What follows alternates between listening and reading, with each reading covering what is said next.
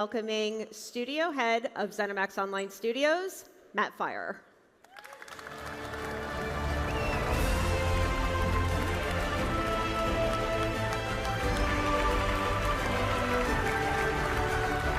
Wow. Thank you.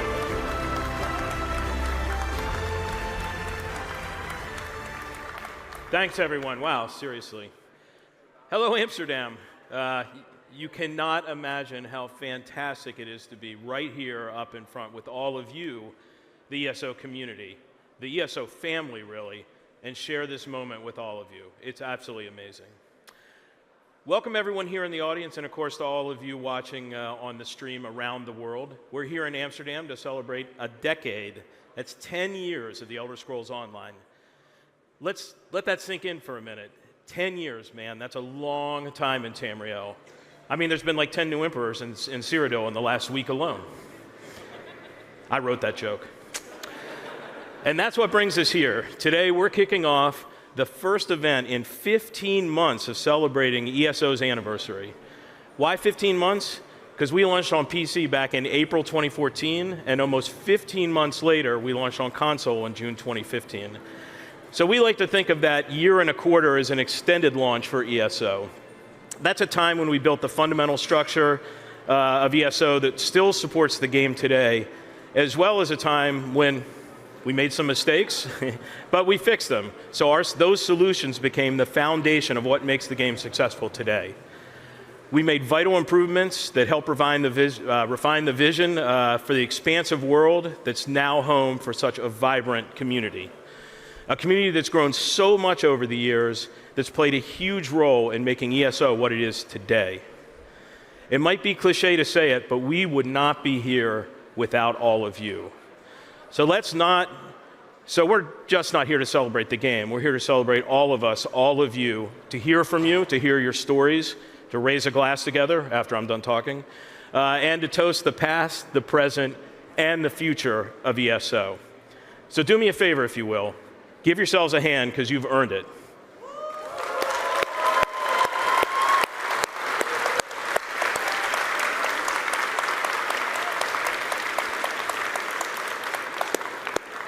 That's great.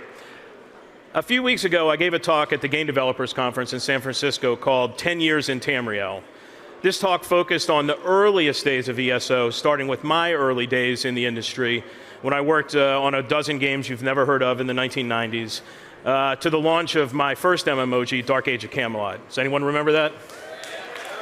The old people back there remember it. And finally, to the founding of Zenimax Online in 2007. That was 7 years before ESO launched. I shared some insights into the earliest days on the pre-production on ESO, the philosophy that guided the game, and really the hard shift we took when Skyrim released and changed the entire world of Elder Scrolls and everything else. I talked about our approach to server structure, how we were creating custom-build server clouds before custom-build server clouds were even a thing. That's something many people don't know about ESO. The server structure is way ahead of its time. I talked about the excitement around launch, the risky steps that we took to make the game even better by the time console launched.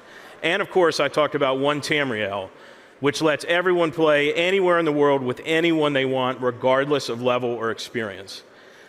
And I talked about our strategy of chapters launching every year, essentially new little Elder Scrolls games inside of ESO, creating content for all players, not just endgame content for hardcore players. And lots of little details we've not talked about before, but really, what surprised people the most in this talk is, and I want to remind you, this was a talk at GDC, an industry event for people who make and publish games. I shared just how successful ESO has been over the years, a huge commercial as well as critical success, a triumph which has become a really strong and stable business. While this seems obvious to all of you, because you play the game, this fact surprised a lot of people in the industry. And then why am I sharing this with you? It's not to brag about our financial success or how big and successful we are. It's to put a spotlight on what I like to say is the best and worst kept secret in the industry. ESO is a huge financial success with well over 24 million players. It's a strong business that supported the release of 10 major expansions, 44 updates, 23 DLC packs, 6 platforms, 7 languages, and so much more. So this is to say we want to shine a spotlight on you because all of you made this possible. You make Tamriel your home. You know what it's like to be a part of something big. ESO might not be the most talked about game in the industry, but to you, it is our home, the virtual world that all of you helped build. And I say that seriously.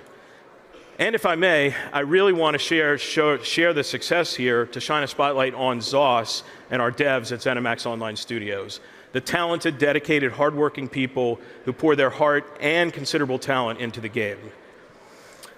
Look, we might not be the most famous or flashy developers out there. Others in the industry might have higher profiles, and that's great. We love our fellow developers throughout the industry. We celebrate the industry, obviously, and the people who make all the games we love. But at ZOS, though, we pride ourselves on being a humble, heads-down studio that produces content that stands with the best in the industry. We deliver consistently and quietly, and that's why I want to take a minute here, right now, while we're kicking off 15 months of celebrations, to say another thank you, to shine the spotlight on you all, but also on everyone at Zenimax Online Studios.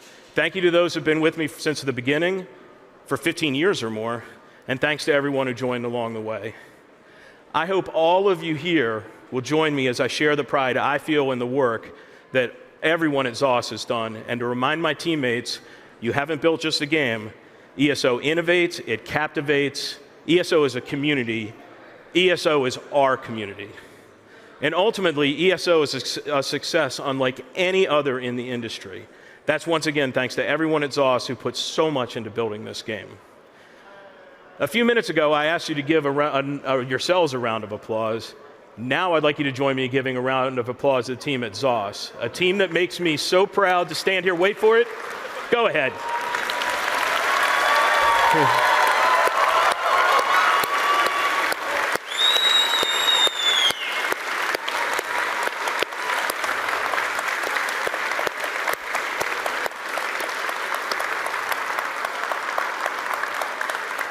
Thank you.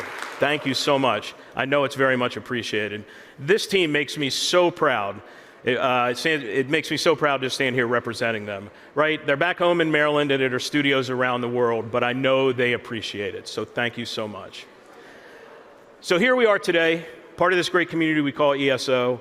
As I said, we're kicking off 15 months of celebration. So here's a quick look at the fun we have planned for you, including an event next year closer to home, to our home in Washington, D.C. We've got a lot going on inside the game as well, with login rewards, DLC giveaway, and more. Check out the website and connect with the community on social to find out all the latest details. And remember, this celebration is for everyone, whether you've been with us from the beginning or if you just stepped foot in Tamriel. Whatever the case, wherever you are in your ESO journey, welcome to the best community in gaming. Now, I promise you a celebration, and that starts with something new. Coming up next, a deep dive into this year's chapter, Gold Road. It's one of my favorites. We're not just breaking new ground on an area that's never been explored in Tamriel. We're introducing a new Daedric Prince, and we're debuting an entirely new system called Scribing, because even 10 years in, we're still adding new systems, embarking on new adventures, and introducing new ways to experience and live in this world. And throughout our focus in the next segment, which is being live streamed, will be the upcoming chapter. But after that, let me assure you, the rest of the day will be focused on celebrating ESO from the beginning onward. We also have plenty in the works for the year to come, including some surprises that will come later in our 15-month celebration, so stay tuned for those. After the chapter deep dive, I'll be back up here with a panel of my peers talking about the early days of ZOS, how we got the project off the ground, the earliest days of the game's development, including things no one has ever seen outside the studio. You really don't want to miss that. So before I go, thank you again to all of you, seriously, for being the greatest community in gaming. We say this every time I talk. I say the greatest community in gaming. It's because it's true. It really is true. You guys are awesome. You're welcoming. You're inclusive. And we very, very much appreciate it. And also to the amazing team at ZOS, you all, the people, you built a great game. It's been successful beyond our wildest dreams. Thank you for continuing to innovate every single year and creating a world we all want to live in. So here's the 10 years in Tamriel, and thank you all. In the very beginning,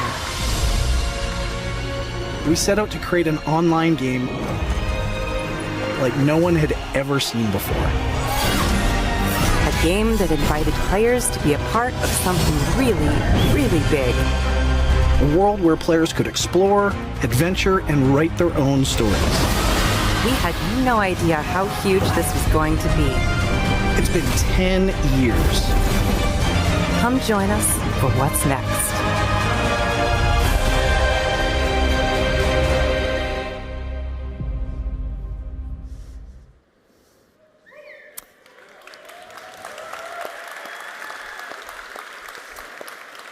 All right, folks, welcome to our first panel, Traveling Down the Gold Road. Here we're going to be talking about 10 things that we're excited about as we approach the release of our upcoming chapter, Gold Road. Again, I'm Gina Bruno, ESO Senior Community Manager for the Elder Scrolls Online.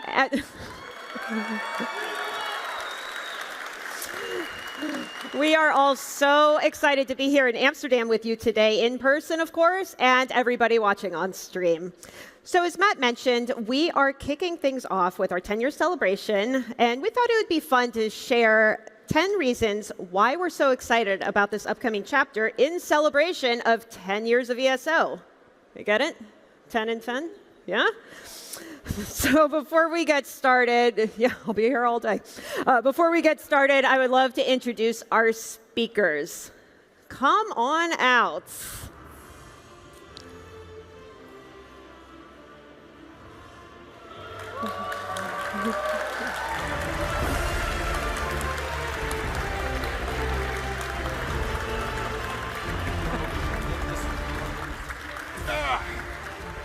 All right, please join me in welcoming. We have Kira Rushlet, our project lead for Scribing. Hey, everybody. We have the one and only Mike Finnegan, lead encounter designer.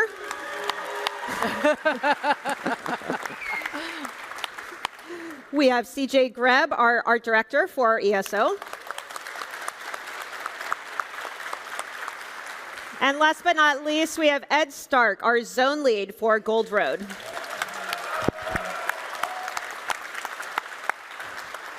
Now, many of you may recognize these faces from the global reveal that we had back in January. But that being said, it has been a number of months since we had the global reveal. So why don't you give everybody a quick reminder of what this chapter is all about? Well, hey, a lot of you will recognize Westweald from Test for Oblivion. It's our chance to go back and see one of the classic environments of the original Elder Scrolls game. But now it's in multiplayer, and it's 800 years before. So we're going to have a lot of interesting stuff. We've got the Clovian Imperials from all over the world, but now in one of their homelands. You know, you get to see them in a lot of different places. Here they're in their homeland. We have a major focus on a new Daedric prince, Ithelia. She is a really fascinating character. We'll talk more about her later. And in fact, you can see her in our prologue, which we just released, right? We did, indeed. Yeah, if you haven't checked it out, it's free content for everybody. So you kind of get a little taste of what's coming in Gold Road. I've been playing it. You got to, too. CJ, what about from the art side? Like, what's going on in this chapter? I mean, it's obviously Ithelia, right? Yep. Like, I mean, we get to swim in Elder Scrolls lore all day long on the art side, and indeed in content and everywhere else. But the idea that we got to add to the pantheon of actual Elder Scrolls Daedric princes. We've created hundreds of characters. We've Yeah. never created a Daedric prince before. Yeah, the chance to do that was pretty special. And you know, content and the writers, they had a pretty solid idea of what they wanted. They had these ideas about shattered shards and the idea that Three-legged critters. her realm was literally and figuratively shattered when the bad stuff happened with Hermaeus Morris. So, you know, yeah, it got her juices flowing.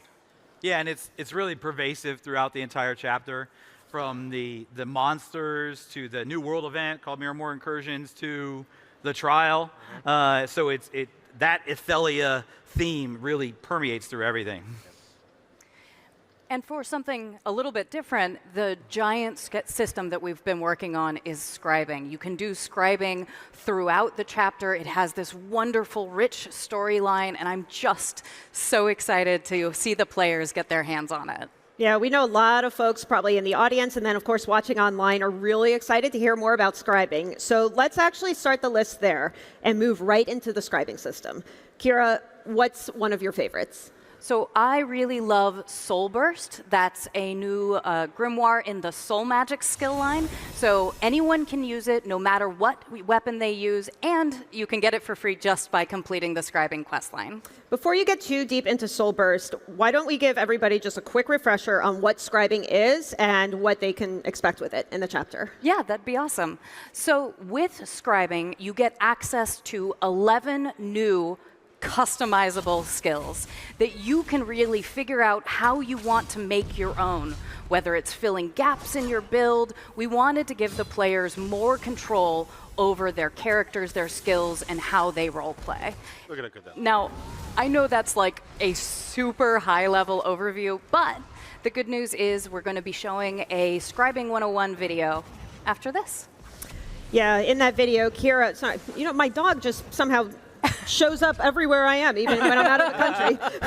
So yeah, in the video that Kira mentioned, she'll be showing the system in action. You can see a little bit of the UI, how to scribe a new skill, and it'll be right after this panel, so you definitely want to stick around. CJ wants to make sure everybody knows how beautiful it looks. It does look pretty good. It does. Really good. The art director likes the art. I'm glad to hear it. Good. Great news, great The news. first step, actually, to being a good art director is knowing when the art's good. Like it.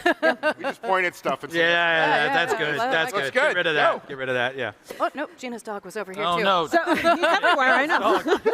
So going back to Soul Burst, Kira, what exactly makes this so cool? Why is it your favorite? Okay, well, I really love it because it's this AoE ability where you pull power from the very core of your being and blast it out all around you. It's such a flexible and cool skill that you can really make it your own with whatever scripts you choose. You know what, Gina, I'm so sorry. I think I need to change my answer. When I start thinking about scripts, No backseat. no, I'm going rogue. Going rogue? I'm going rogue. Allow I'm it. yeah. We'll allow this one change. Okay, thank you. Go ahead. Thank you. So with scribing, we've talked a little bit about scripts before, and there are signature scripts which allow you to apply unique effects to grimoires. But I'm so excited to reveal today that we are going to be releasing a very special kind of signature script, the Class Mastery script. Yeah, come on. I love that you're excited. I'm excited. So the Class Mastery scripts allows you to access passives and mechanics from your class on these new grimoires. So I main an Arcanist, so one of my favorites is the Arcanist Class Mastery script, where by putting it on the Soul Burst ability that we talk about, I can now create Crux through a non-Arcanist class skill. ooh. Yes, So we have a couple others, and I'll talk about them in a second. But let's come back to Soul Burst for a second. So my favorite is the Focus script, which is a pull. So I AoE pull all my enemies to me, and then I create my Crux, and then I have a little minor breach as my affix, and I use this as my Face Carver setup ability. Face carver? You call it face carver? I mean, it is what it is. That's her softball nickname, by the way. Yeah, Face Carver. Sure. But these Class Mastery scripts are so cool. There are so many cool things that you can do with them. You can apply them to every single one of the 11 new grimoires. And there are two more that I'd like to tease today. The first one is the Necromancer class script. Now, if there are Necro no for life. corpses nearby, then it creates a corpse, But if you have created a heap of dead bodies around you, then you then you get a bigger buff based on the more corpses there are around. That's good. That's yeah. good to have. Yeah. And sort of in a similar theme, you can see how we're really leaning into the class identity for these. For Dragon Knight, this one gives you a buff based on how many enemies you're fighting. So the more enemies you're fighting, the stronger you get. Cool. Finn, what about you? Like, you've been playtesting a lot of this content for a while. Like, do you have any favorite skills? So I mainly play a tank. So I have to go with shield throw as my favorite. It really feeds that kind of like Captain America fantasy where you can kind of like throw your shield and then get it back. And there's actually a way that you can make it like doink off a bunch of different enemies and then come back to you. So Doink off? Doink. Yeah, is that the technical term? That is the technical term. Okay. You doink it. Yeah. Yes. I did the audio for it too. Oh, yeah, I'm sure that you did. Pretty sure it was replaced, but I say it every time I use it. I say doink. Yeah. So, Hear from the out of curiosity, how do these scribe skills affect group content, like dungeons or trial runs? So the goal, and from the start, was we didn't want to add vertical power to the game. So we didn't want everybody to have, you have to have all scribed abilities on your hotbar in order to be the most effective. So the idea behind it was to add horizontal and utility to your class. So maybe you have an ability that does something and you wished it also added this other element. That's where scribing comes in, to add those kind of utility effects for you, but not add And power. vanity stuff. I really like the way it makes my stuff look. Yeah. But 100%, Finn is right. Like, we really want it to be about flexibility. So shield throw, Finn likes the multi-target focus. Absolutely. But other tanks may like to use the single-target taunt. Yeah. Others might like to use Or taunt. Yes. It's either multi-target or taunt. Yes, not multi-target No AoE and taunts. I don't know, man. You can't do everything. right. But you could also do pull or immobilize or any number of the focus scripts and then combine them with the signatures and affixes you want for the flexibility you're looking for. Yeah, and again, if you want to learn a little bit more about scribing, we have that Scribing 101 video that we're going to be showing right after this panel, so you can see it in real time, see how the UI works and everything. It'll be good, and it's featuring Kira. So. And we're going to have hands-on, You'll too, be right? tired of my face by the end. And we do have hands-on for those of you who are here in Amsterdam, so you want to make sure and sign up for that. All right, let's move on to our second item. Ed, as the zone lead for Gold Road, you've had the privilege of bringing all of this together. So what would you say you are most excited about? There's so many things, but I really got to come back to Ithelia. I mean, again, getting to create a Daedric prince, and particularly this prince. We really looked around, particularly our fiction team, looked around, managed to create a portfolio for her that was unique, but also nicely in conflict with the other princes and everything, because there's a whole story there. Also, she's a main character in the zone story. So we had to make sure that she had a character arc. She evolves throughout the story based on your actions, based on what she does.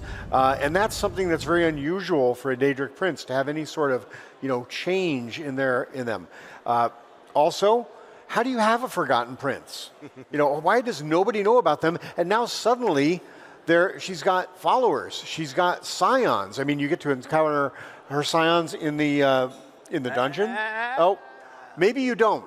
Maybe I said too much. Stealing my thunder. It's just forgotten. But anyway, yeah. And you've also got like a new Daedric realm that is based on her. And I am going to spoil another thing. You've actually seen parts of her realm already. But anyway, yeah. So you've got Miramor, the realm, invading Tamriel. I mean, I think Finn already mentioned the idea that our world events are based on Miramor incursions. So, I mean, she's the backbone of this story, and what we're doing in Westfield, I think. CJ, coming from the art side, what was it like being able to create a new Daedric prince? Equal parts awesome and terrifying. That's for sure. If that's such a thing. I mean, fair. It's a big deal, right? Like, we dip our toes in the waters of Daedric princes all the time. We've done Molag Bal and Hermaeus Mora and Mehrunes Dagon. But to get to do that ourselves, to really get to say, yeah, this is a real Daedric prince. You know, how do we want to represent a new Daedra Prince? Monstrous, more human-like, what fits the story? You know, I hope we did her justice. And if you've seen some of the fan art that's come out and our wonderful cosplay, it's overwhelmed. Yeah, I think just based on the response we've seen after the global reveal, I do think you all nailed it. It was gratifying. Sure, yeah. You all think they nailed it, right? For sure. There we go. Thank you. Yeah, and again, for those of you here, we have an amazing cosplayer. She's going to be in the corner there. Be sure and get your picture with the wings. You can be Ithelia. It's awesome. Be Athelia. Now, CJ, Her coming from the art side and designing a brand new zone and biome, what would you say you're most excited about in Gold Road? This year was really interesting. I mean, usually we get a nice page of what the new zone is going to be when the writers and the content kind of get together and they've all agreed and they present it to us. This year it was one word, autumn, right? Like, so the idea being, hey guys, we've done wintry zones, we've done summery zones, we've done deserts, we've done dense jungles. I feel like I've done everything except fall. Right, we've done everything except After 10 years, except it's fall. finally autumn in ESO. Look at that. I'm going to say it for CJ. Look how beautiful that palette is. Thank you. So, yeah, we got to, they asked us, hey, can we do this? We said, yeah, of course we can do this. And then we had to get to doing the work of concepting it out and, you know, and really seeing if we could kind of change the visual presentation of a whole zone. And there it is. I mean, at the end, we really got there. It was amazing. Oh, yeah. Well, let's talk a little bit about biomes, because there are some really new and interesting areas in here, like Skingred, for instance. Yeah, we really got a chance to do something really radically different in each section of the biome in Gold Road. We always try to do this where we make, you know, the different biomes of a zone different enough from each other so that you know where you are. And this year they're really 180 from each other, right? Skingrad's a good example of also taking that same philosophy and applying it to a city. We didn't want any like really straight paths in this city. We wanted it to feel ancient, you know, old medieval cities, really tight corners, lots of roads that come together in really like triangular things. And when we did that, we couldn't do regular blocked out buildings. We had to literally craft the buildings to fit those streets. I mean, it's really based on Amsterdam. I mean, the original Skingred. It wasn't the original intention, but having walked around Amsterdam a little bit over the last few days. It works. Yeah, we got kind there. of crazy, yeah. Well, I'm sure it's going to be nice for players to jump into a place a little bit brighter, like in Gold Road. You know, we just came out of Telvanni Peninsula that's more ashy and kind of hazy. Apocrypha and Chroma Incognito, like they're their own like crazy alien landscapes. It's like a rave or something. Yeah. Well, I mean, we did get to do something a little bit. We got to do Dawnwood, which is the idea of this jungle area that is really cropped up, overgrown, a whole section of the You guys who played Oblivion, you remember the big jungle area in there, right? But the idea that this happens overnight, like one day it was Colovia, and the next day the buildings are literally been lifted right up off the ground by these gigantic vines. And how the hell did that happen? How the hell did that? There's a quote. You just summed up part of game development. Amazingly enough, there's a quest about that. That is a large part of game design. Well, how the hell did that happen? Well, you're going to be able to see a lot more of Gold Road and its environments and biomes in a brand new gameplay trailer. Gameplay Trailer. Game prayers. That's also It's a good thing I don't have to talk for a living. We're going to be premiering it right after this panel. So one thing that you all touched on a little bit earlier was Miramore incursions. These are new world events that are coming in Gold Road, and we've had different world events over the years that started with Dark Anchors 10 years ago. Yeah, and really what we try to do with world events and what the most successful world events that we do are ones that encourage that organic grouping. So you have dark anchors, you have harrow storms, you have abyssal geysers. These are all the world events that you know bring people together. A big thing happens in the world and you're like, oh, I want to go there and I want to tackle it. So for these world events, the Miramore incursions are kind of like a grand elevation of what those were. So they're going to look a little bit familiar. They're going to draw people in. But then as you approach and you notice how these are a bit spread out, they're a little bit different. And you have to do a little bit more work to get to the kind of the meat of the world events. Really one of our only chances to bring Ithelia imagery into Overland. Right. Because so much of it, like, we do get to see some of her realm, her. And that really goes back to the story being that these are Ithelia's forces breaking into Tamriel and trying to find the lost prince. And that's the overall story behind these Miramor incursions. Yeah. But by the way, if you didn't know, that circular, there's a circular disc underneath every one of the Miramor incursions. We actually used that disc because it turned out so cool to be the basis for the physical item. Oh, the little physical that we mailed it out to some of our players. Yeah. Yeah, there was somebody around here that had their piece that we were signing and stuff. I saw that. Yeah. Signed your Miramor incursion. I'll tell you, I really like how each incursion also sort of tells its own little mini story and really fits into the quest. I mean, I remember working on Greymore, and I thought Harrowstorm's really tied in. This is really linked closely. Yeah. Yeah. Well, for anybody just tuning in online, we are approaching the midpoint of our list of 10 things we're most excited about as we're approaching our new chapter, Gold Road. So let's go back to Ed for number 5. What else would you call out that you are excited about for this chapter? Well, I'm going to jump out and say Wood Elves. What do Wood Elves have to do with the Forgotten Prince? Well, there's this whole sort of tie-in, but when about a third of Westweald got taken over by this Valenwood jungle, the Colovians called it the Valenwood annexation. Got some fans. They're excited. Okay. Claw machine's going crazy. The Wood Elves themselves, however, call it Dawnwood, and they think this is new explosive growth was a sign that they needed to migrate up here. And so there are all these Wood Elves, and their culture is clashing with the Colovian Imperials. But the Count of Skingrad doesn't want to be fighting battles on every front, so he's kind of trying to just figure out what's going on with the Wood Elves, why are they here? And the Wood Elves themselves don't see themselves as invaders. They've just come to this new realm.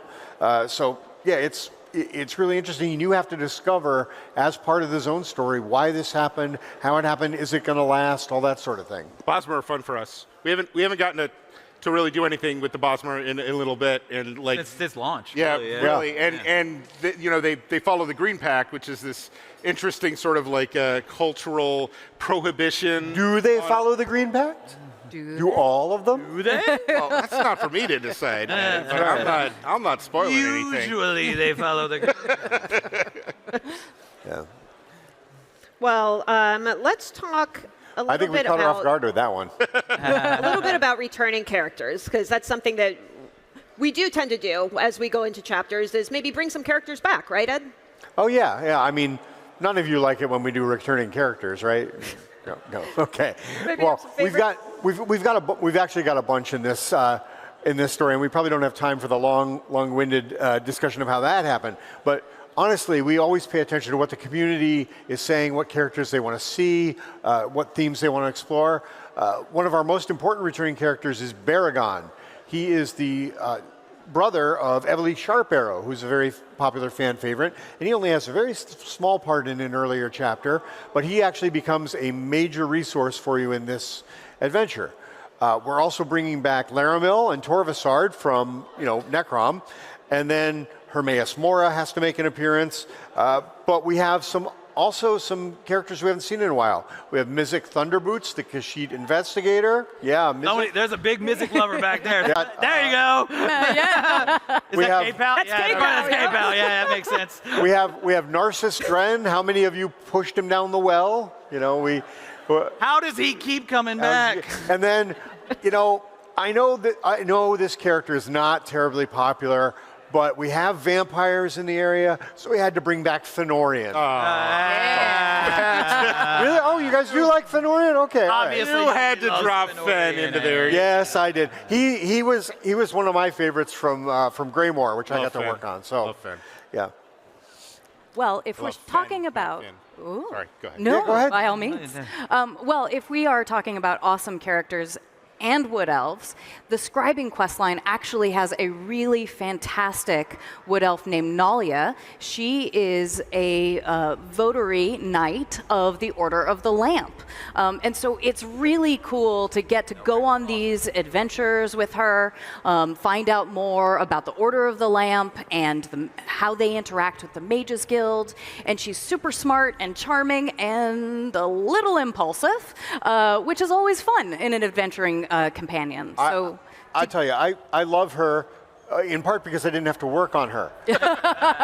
When they do all the extra stuff like scribing or necromancy or whatever, the zone lead actually doesn't have to get involved in that because I'm doing all the other stuff. So I have not played this 16 different times. I can't wait to play it again. That scribing quest is pretty cool. I love it. Yeah. I love it. Really awesome. Yeah. But Nalia's not the only one that you're going to meet, right? There's other ones? No, so you're going on this giant adventure. You're trying to find out about this mysterious new art called scribing and the mage who was behind it all. And there are these beings of ancient magic who end up being your guides along this journey. Big characters. Yes, they are. Quite literally very big characters. So we got to show off the first one, which was the Indrik at the global reveal. But my favorite of the Luminary Guardians is the Griffin. The Griffin has this fantastic personality. He's basically like Magic Batman. Right. Yeah, something like that. And he also has a manic, adorable best friend, the fox. He's got a robin. He's got a robin. But there's also a dragon. I was planning for that to be a surprise. Surprise! There's a dragon. Well, since Finn has ruined it, would you guys also Womp like to see womp. the dragon? Yeah. Okay. All right, let's cue it up. There is a dragon. There is a dragon. There he There he is. Yeah. In all of its dragony glory. Oh, Yes. he's so cool. Oh, we get to talk to a dragon again. That worked out so well the last time. And she loves riddles. She's the Riddler. This metaphor was not meant to go this far, but a little You bit. got Griffin Batman and Yes. you got Riddler Dragon. Yes. Stop Right. encouraging him. Yeah. I like it. I'm liking this class reminder. more and more. All of the stuff that we are talking about is arriving with the chapter this June. Now, let's continue moving our way through the list of 10 things that we are excited about in Gold Road. We're heading into number 7.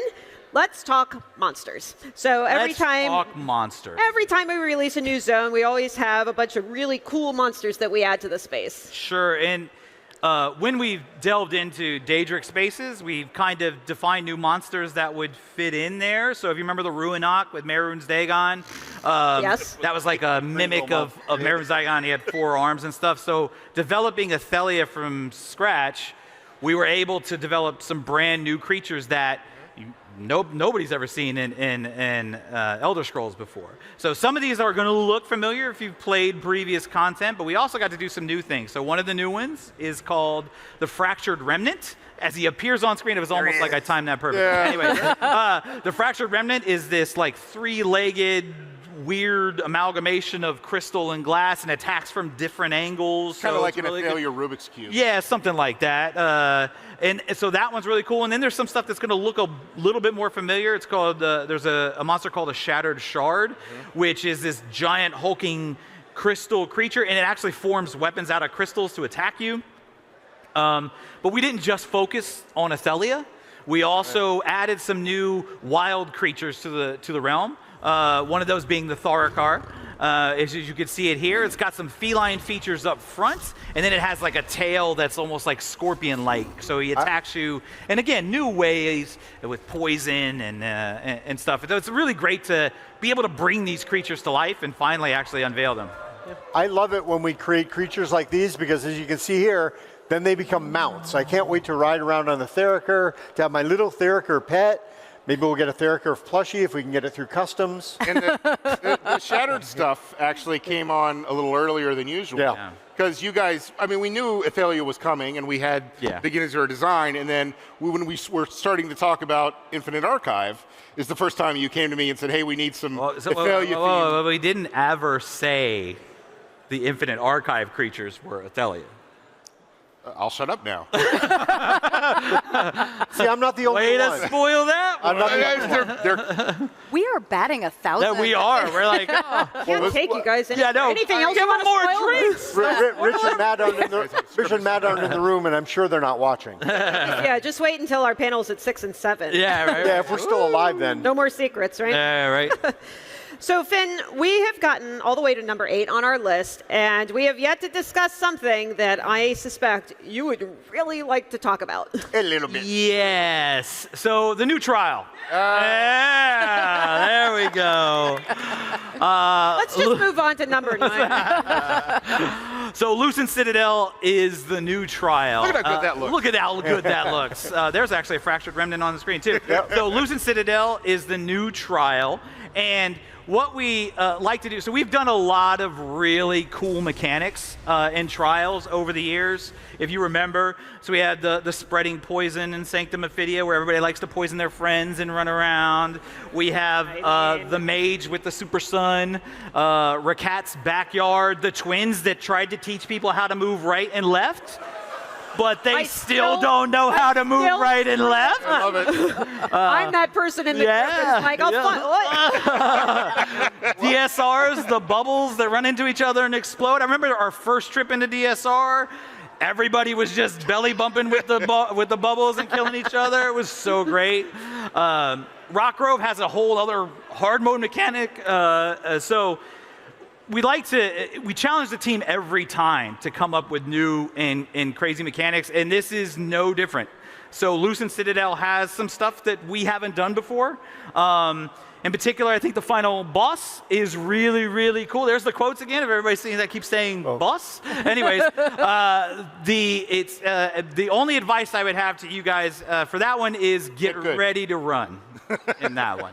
I will say, I really like how this particular trial, I mean, all the trials always fit into the theme of the zone, but this one is really layered in there. Sure. So the story for this one is there's a power source in Lucent Citadel called the Arcane Knot. And for those of you that played Scrivener's Hall, you'll recognize the quest giver in here. It's Kashargo, who is the old leader of the Scribes of Mora, and he came in here to seek this Arcane Knot, and then he got his butt kicked at the entrance. So you go up and you see his whole expedition in tatters, and you have to go and basically accomplish the task for him. So most of the time when you go to a trial, the quest is pretty simple. It says, hey, go kill the bad guy, and you're like, all right, and then you kill the bad guy, and you're like, yeah, we did it. So for this one is a little bit different, where your goal is to actually get the Arcane Knot and return it. So it's a little bit different. The goal, and what that does is that allows us as encounter designers to free up and do new and cool ways to challenge you guys. I would love if we could show off some of the rewards that we can get from the trial. Again, it's pretty cool. We love to do our rewards, so there's some really cool stuff for the hardcore players that want to accomplish everything. We have that really cool mount that's shown there. Can I mention that Malcolm taking a picture of it. You can mention that's a Ithelia theme. Yes. The actual the body markings that you get in there are again Ithelia theme. Thank you. It's almost like there's a theme throughout the entire chapter. Yeah. Almost like we planned it that way. Some really cool armor for the Lucent Guardians that are in here. So yeah, the rewards again are we go into our team and saying, hey, this is kind of what we want, and they just knock it out of the park every time. I know your team also really loves to watch groups running through the trials and everything, figuring out the mechanics live on stream. Absolutely, once it hits PTS. absolutely. That's actually one of the most fun times we have when PTS and when it goes live is to jump in and say, okay, this group's doing this trial, this group's doing this trial, and we do that. And we actually make a drinking game out of it. For every wipe, we all take a drink. I'm kidding, we don't do that, and you should never do that. Please don't wipe on purpose. You may not end well if you try to do that. But as a side note, can I come join and we can see how many scribing abilities Absolutely, are in the trial? we can absolutely do that. Yes. Nice. We'll drink for every person that uses a scribing ability. We will die. Yes, that might be true. That might be true too. I don't think we should be encouraging this. Yes, because there's not a bar right there. There's not a bar right there where everyone is partaking in some PR apple right now, juice right now, right? PR's over there like, please stop. All right. So we're nearing the end of our list. We are at number 9 for those keeping track. Oh, boy. Something we mentioned back in January during the global reveal was the opportunity to change the color effects of some existing abilities. And we know that's something that the community was really excited to hear more about. So Kira, what's one of your favorites that has come out of skill styling? Oh, that's tough. There are so many great ones. There are 22 that are coming out in Gold Road, but I have to go with the Amethyst version of Wall of Elements. It's such a cool ability to start with, but then having that cool purple going, so with my green for the Arcanist and the purple for the Wall of Elements, it really makes me imagine that I'm Maleficent as I do my little thing. CJ, what about you as Mr. Art Director? Yeah, my choice is Meteor from the Mage's Guild line.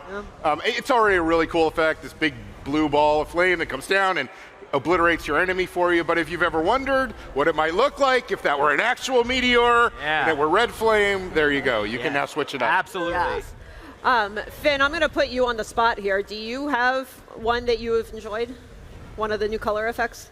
I mean, both Wall of Elements and Meteor were kind of my favorites. Yeah? So yeah. Barrier's pretty sweet too. Barrier? Oh yeah, Barrier's really cool too. Yeah. Yeah. So yeah, we don't have like visuals for those, but It's okay. I'm just curious. I like doing everything in necro colors. yeah. But Oh, yeah. but Gina, you've put us on the spot this whole panel. I want you to tell us what your favorite thing is, what Very you're looking nice. forward to the most. Okay. I will wrap things up with number 10. This is going to sound a little cheesy, but I would have to say I am excited about all of you and everybody online being able to just experience the chapter finally. Here. Yeah, I mean, seriously. Yeah, it's for them. I mean,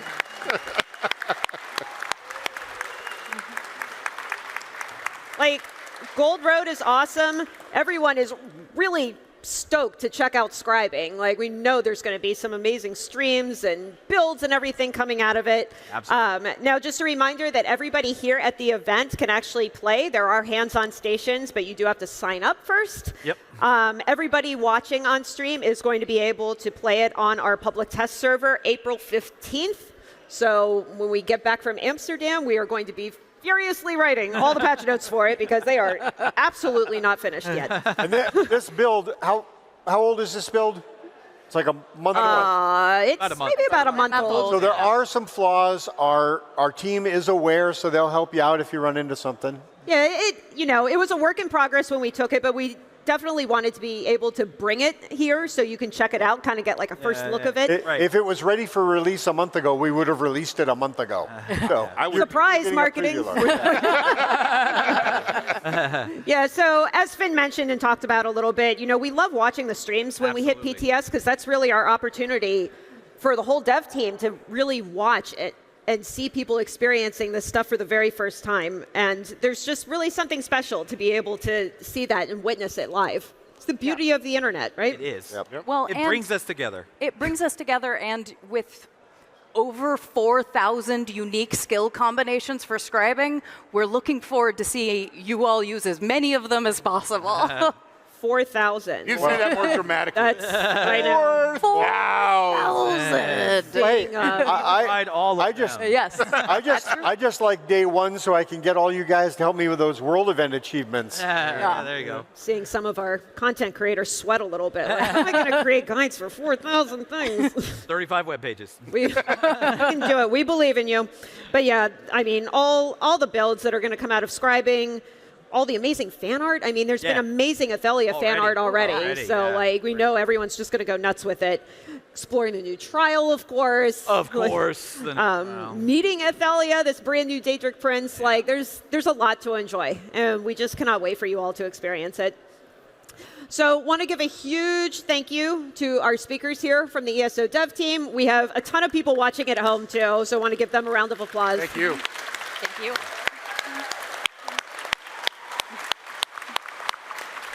Thank you, Gina, for giving us the opportunity to talk about this. I mean, of course. We work on these things for 18 months, and this is the first time we get to see people actually experience it. Yeah. For sure. Now, just a reminder, we do have that Scribing 101 video that we talked about. Kira's going to be showing you more about scribing, how it works. You'll be able to see the UI and how that's all laid out for you. After that, we will be doing the Origins of ESO panel. We're going to be talking about some early development stories and showing some never-before-seen content, so you definitely want to stick around for that. That one's really cool. Do not miss that one. That was really It's cool. good. I mean, You want to peek behind the curtain? Definitely watch that one. It's really, really cool. Yeah, we're going to have our creative director, Rich Lambert, on that panel. Also, Bethesda legend and ESO fan, Pete Hines. He is Uncle Pete! Uncle Pete is here, and he will be joining us for the Origins panel. And we just can't wait to keep celebrating with all of you here in person in Amsterdam. But first, we are excited to premiere the Gold Road gameplay trailer that we talked about earlier. So enjoy. Westwield's in danger. I can feel it.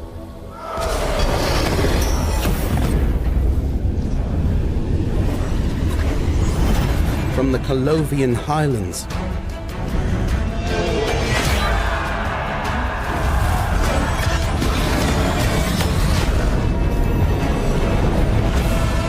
to the mysterious Dawnwood.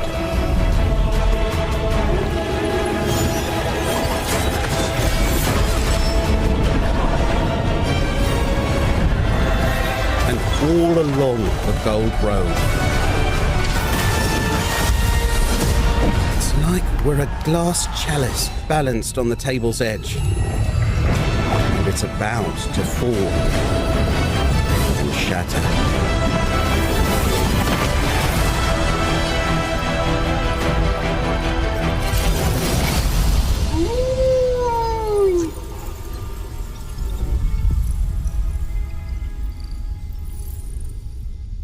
Wow, there is so much to be excited about and unpack with Gold Road. Personally, I cannot wait to dig into the new scribing system and explore Westwield. Gold Road will be launching on June 3rd on PC and Mac and June 18th for Xbox and PlayStation consoles, so mark your calendars. And while you're at it, don't forget that you can still pre-purchase Gold Road, and by doing so, you'll receive this wolf mount immediately in-game to take on your travels about Tamriel. So whether you're a new, returning, or current player, there is a version of Gold Road that's right for you. For more in-depth looks on what each version contains, head on over to ElderScrollsOnline.com. The prologue quest for Gold Road is also live now, and we have a sneak peek we'd like to share with you. Let's take a look.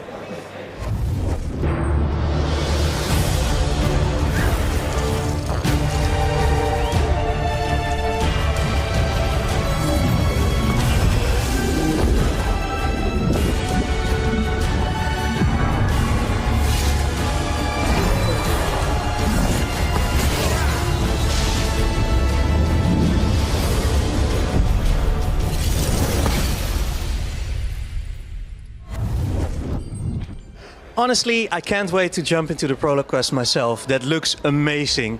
In addition to that, we'd also like to remind you that our free play week is happening from now until the 9th of April. So bring your friends and show them around Tamriel. There's never been a better time to dive into ESO, and to top it off, there are several sales happening up to 75% off. There's so much going on with ESO right now, and so much to look forward to. So speaking of, coming up, we'll be diving into the origins and history of ESO, so stay tuned because you will not want to miss that. But before that, we have a little something extra for you all. We know you're all excited to hear more about Gold Road and what's coming with the Skyrim system. So here's Kira Slit to give us a closer look on what awaits us this June.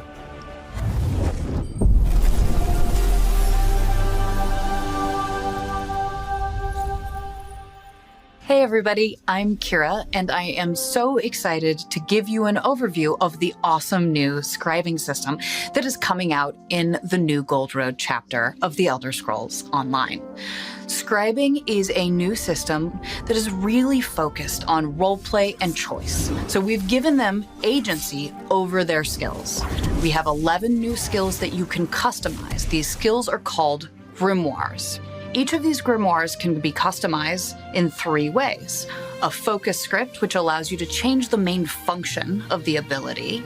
A signature script, which gives you access to some very interesting, unique effects. And an affix script, which has given you access to the major and minor buff system that you've come to know and love. But let's talk about how do you get access? Well, if you own Gold Road, when the chapter launches, you'll notice that there are a lot of new scribing quest givers outside the various mages guilds. You'll see this gentleman, Adept Ernard, talk to Ernard, and that'll kick off the scribing questline. So we're here in the Scalarium, which is where you're going to spend a lot of your time on the scribing questline. You'll run up to the scribing altar and go ahead and use it. You'll notice immediately all of the different grimoires that you have unlocked. Here we have them all unlocked, so you'll see that there are 6 for the weapon skills, 1 for the Fighters Guild, 1 for the Mages Guild, and 1 for PvP. Today we're gonna take a look at Soul Burst because it's one of my favorites. So Soul Burst, you'll notice from its grimoire description, allows you to pull power from the very core of your being and unleash it in a circle around you, affecting either allies or enemies. So I've selected my grimoire, and I come in and I can immediately see all of the scripts that are relevant for this grimoire and that I have unlocked. So there are quite a few focus scripts that I could choose, whether it's a damage type or a different sort of crowd control or maybe an ally-focused ability. I'm tempted by this one, the pull script. It's one of my favorites. You'll notice that when I add it to the grimoire, it goes ahead and updates both my target type and the cost of the ability. Focus scripts define not only the main function of an ability, but also how much it'll cost and what resource that is. So once I have selected my focus script, and I'm happy with that, I can go and choose which signature script that I'd like. There are lots of options here, but it's really about what works for you. What do you have in your build that you like? Is there an ability that you're not crazy about that you might want to replace? Is there a strength you want to lean into? A weakness you want to shore up? The thing about these abilities is that they're so flexible. You can really choose the right way to customize it for you. So for this signature script, I don't really run a lot of healing in my build, so I'm pretty tempted to take healing over time. We'll see that that updates in the tooltip. But then I think about it and I'm like, you know, because I have chosen an enemy targeted focus script in my pull, this healing over time will only impact me. However, if I go back up to focus scripts and I maybe choose a healing focus, well then that healing over time signature script will impact both me and my allies in that circular area of effect. So there's some really interesting decisions that you can make. Do you want to have your build be a little bit more selfish? Do you want it to be more ally focused? And you can go from there. But you'll notice when I chose that healing focus, some of these signatures became unavailable. It doesn't mean that you can't still use them on this grimoire if you want. You just can't use them in conjunction with that particular focus. So we'll continue with building sort of our ally-focused ability. And I really like Expedition. Get a little bit of a bonus movement speed in there. Again, because this is an AoE and this is ally-focused, this buff will also impact my allies who are in range. So now it's the time to make the thing. You'll notice at the bottom of the screen that it shows that it costs 3 inks. Inks are things that you can find out in the world, and that is your crafting currency for scribing. The amount of ink charged is equal to the number of scripts that you've added to a given grimoire. Since I'm scribing this one for the first time, it'll cost 3. If I was just changing out a single script, well then it would only cost me 1 ink. And with that, we're going to go ahead and craft the script. Now let's show you that Soul Burst in action. You can see that burst heal, heal over time, minor expedition combo is great for supporting group content, whether you like dungeons or PvP. But let's look at a few other combinations too. This one is Soul Burst with a pull focus, and the Arcanist Class Mastery signature script, and Minor Breach. The Class Mastery scripts are a special set of unique signature scripts that allow you to access mechanics and passives from your class. One more for the road. Here's Soul Burst with shock damage over time, and Minor Intellect. No matter your weapon or your class, if you focus on damage, tanking, or support, there's something in Scribing that can help your build be more effective, more streamlined, or just more fun. There are over 300 unique skill variations just for Soul Burst, and over 4,000 combinations of grimoires and scripts coming with Scribing. So that's Scribing. We're so excited to see what you all do with it. I can't wait to see what scripts you find out in the world, what grimoires you put them together with, and how they work into the various builds and metas that you create. Hope to see you soon on the Gold Road.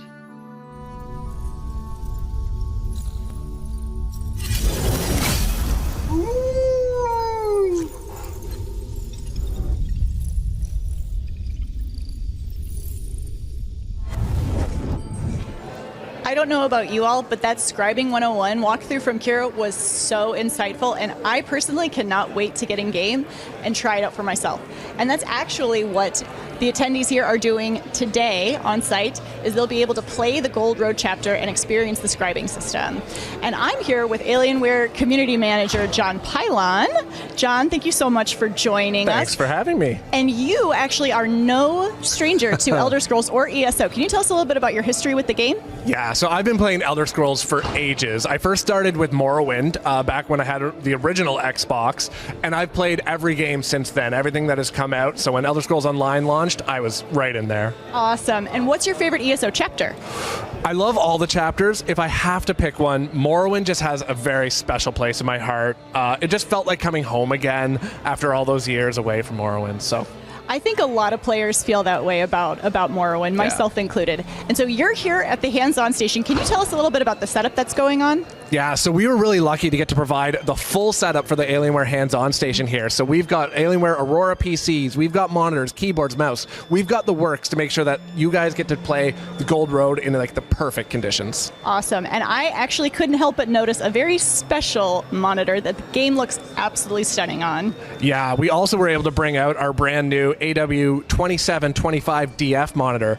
It's a QD OLED monitor, which is fantastic for those really vivid colors and those true black colors as well.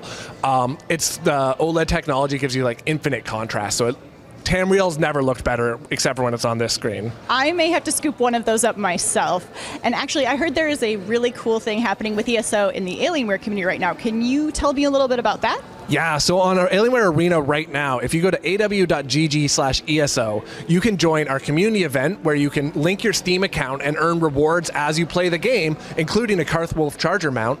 As well, we've got scrolls to give away and the base game of Elder Scrolls Online on Steam. Oh, that's awesome. What a fun way to earn some really great rewards. And speaking of fun, I have a few more fun questions for you. So don't think too hard about your answers. Okay. Just say the first thing that comes to mind. Okay. Magic or stamina? Stam. Vampire or werewolf? 100% werewolf. Which Daedric prince are you most likely to be the champion of? Azura. Next. I should have known. Yeah, Azura. Yeah. And who's your hands down all-time favorite character? No, not Naru. I'm going to say Naru. Yeah. And who should be Emperor of Tamriel? Sleeps on bridges. I also vote for sleeps. And would you rather fight a dragon-sized mud crab or 100 mud crab-sized dragons? Can those mud crab-sized dragons shout? Yes. Then no. I want to fight the mud crab-sized dragon. Yeah. Well, John, thank you so much for being here and for the time. We are about to go check in with Julian, and trust me when I say you are in for a real treat for what's next. I'm here standing with Oliver, who was the youngest master chocolatier in the world. Oliver, thank you so much for taking some time for me and answering some questions. Absolutely. Sounds like a very impressive title. Could you explain to me and to the viewers what it actually is and also what it is you do? Well, I'm a master Belgian chocolate chef. That being said, what I do is I make really specified chocolate pieces more towards the artistic side of things. Back in Belgium, I also make chocolates and other more tasty things, but right here, I'm going to showcase today and tomorrow what I'll be doing with chocolate in a more artistic sense. So it's going to be absolutely sick to see the response of everyone. Yeah. And how did you get into the profession? Ooh, that's quite a long story, but I'll try to keep it short. I was always interested in making things with food and more in the culinary world. And all of a sudden, when I was 14, I was thinking of, I want to do something more with bakery and pastry because it's also very creative.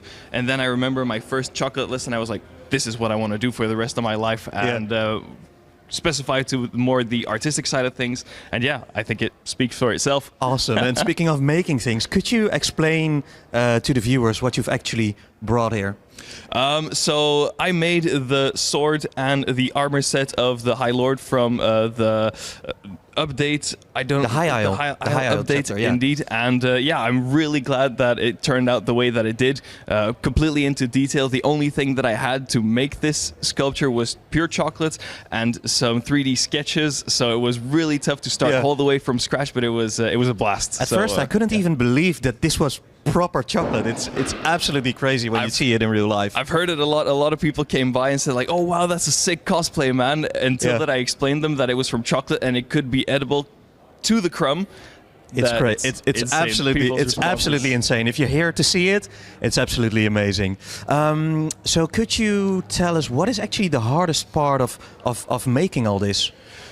Definitely color-wise, getting all the colors correctly, because in the pictures, it's of course very in depth and with a lot of nuances here and there, and also the fine detailing. As you can see here, we've got all these types of battle scarring and also the straps and stuff like that. So it's the fine details that really take a lot of time just to bring everything together and make sure that every time you look, you find something new and something interesting that catches your eye. It smells very tasty as well, but you can smell that, of course. And could you tell us as well, what are you making here today? Because I believe you're also making something, Absolutely. right? Not only today, but also tomorrow, I will be working on the logo, the Ouroboros from Elder Scrolls Online.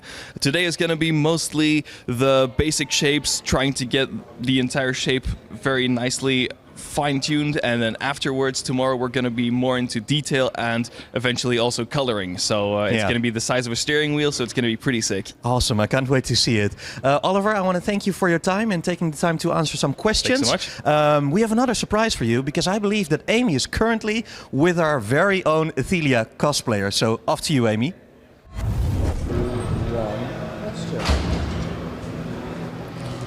Thank you so much, Julian. I'm here with local cosplayer Sakura Fleur, who has made this incredible cosplay and display.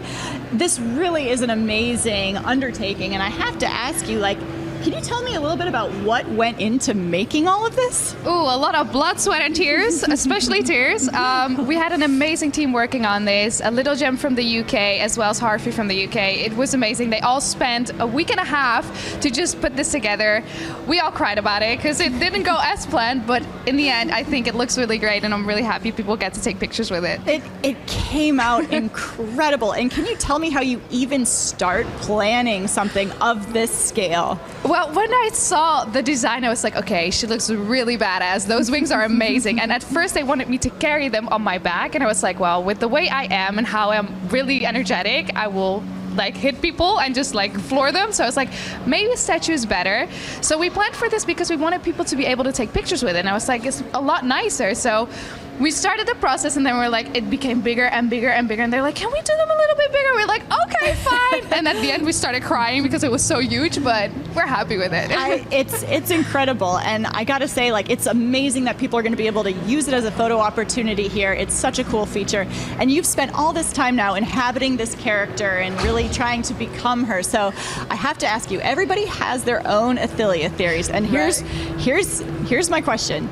What do you think? Is she a good Daedric prince or a bad Daedric prince? Ooh, okay, so I like a bad boy. So I hope she's a little bit bad, but with a good, morally gray kind of character. I hope so, but we don't mind her if she's bad. She looks good, so we will go with it. Well, we will find out when Gold Road launches later in June. For now, the ESO Origins panel is about to kick off, so we are going to head back over to the stage in just a minute. And as a reminder, we're going to be giving away that Xbox controller a little bit in the show after that happens. So stay tuned because you're not going to want to miss it. We're going to head on over to the stage now and catch that panel.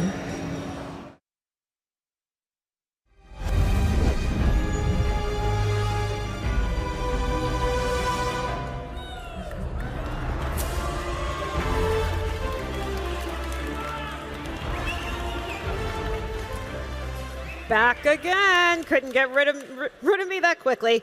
So I'd like to introduce our next panel. This is the origins of ESO. This is going to be a really cool kind of behind-the-scenes look at early development stories and videos and assets that we've never shown before from early development before we released on beta. So I would like to introduce our first set of panelists. We have Matt Firor and Pete Hines.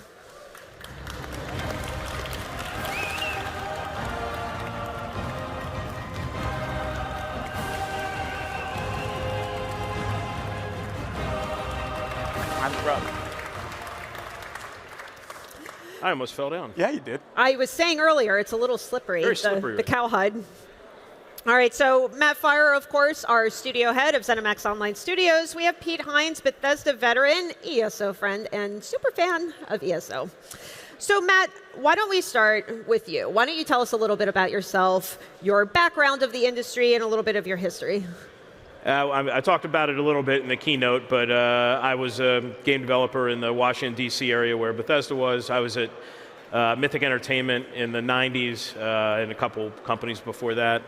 Again, everybody knows me for working on Dark Age of Camelot, which was Mythic's biggest game. We had tons of other games before that that really nobody ever heard.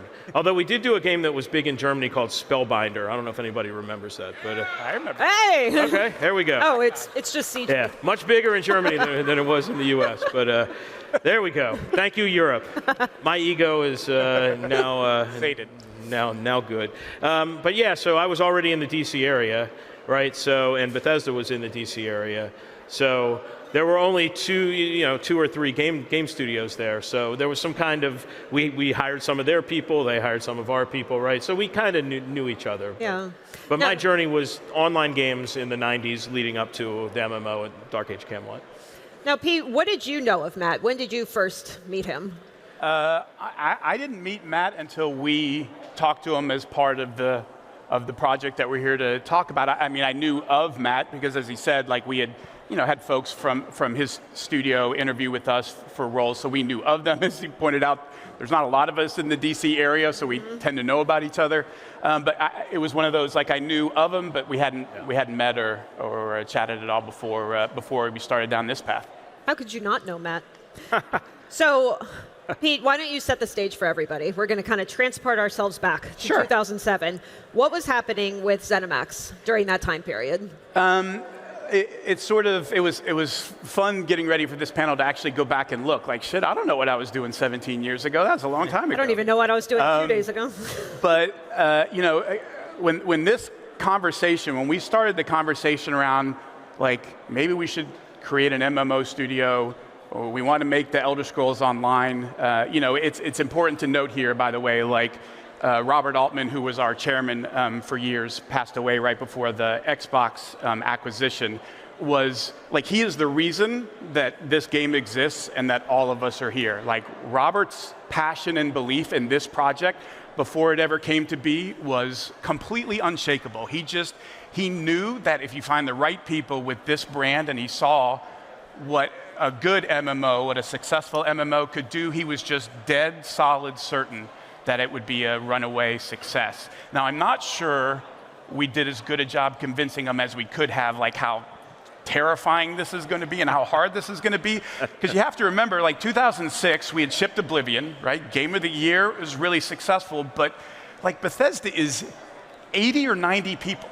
And like the entire publishing team is 10 folks. We didn't even publish Oblivion ourselves. 2K distributed it in North America. Ubisoft did the PlayStation version. So we hadn't even reached the point as a publisher of we get our own games into the store directly. We had to work with somebody else. And we shipped Oblivion, like that was myself, Aaron Losey, Ange, and a marketing artist. Like that was the entire marketing PR events team for Bethesda. So the idea of signing up for an MMO and talking to Matt about what this was going to require to support was terrifying, because we had finally reached a point of feeling like, I think it's going to sound a little silly, but we literally felt like we're not about to go out of business anymore. Or like we're not. Take a breath, right? Because like, I started in '99. Morrowind was not easy from a development standpoint. We were running lean. Zenimax had acquired Bethesda when Bethesda was in trouble. I mean, I can say that. They were bankrupt. They were out of money. That's why Zenimax bought Bethesda. So to get from where we had been to finally feeling like, hey, like, we're all going to have jobs next year, and like we've gotten good enough at this to keep this going. The idea of taking on something that is hundreds of millions of dollars and years of investment to even just get out the door was terrifying. But again, spoiler alert, it's very complicated to make games like Elder Scrolls. I mean, it's complicated to make games. We knew enough to see, you make a single player thing, how terribly that can go, right? Technology and everything else. You add into that a game as a service, it gets equally knee-knocking. What were you thinking? This. I was thinking this. We were thinking this, and someday this is why we did it, right? It's like. So Matt, what were some of the initial conversations that you had with Zenimax once you kind of joined board? Well, first of all, I was hired to start Zenimax Online to make Elder Scrolls Online.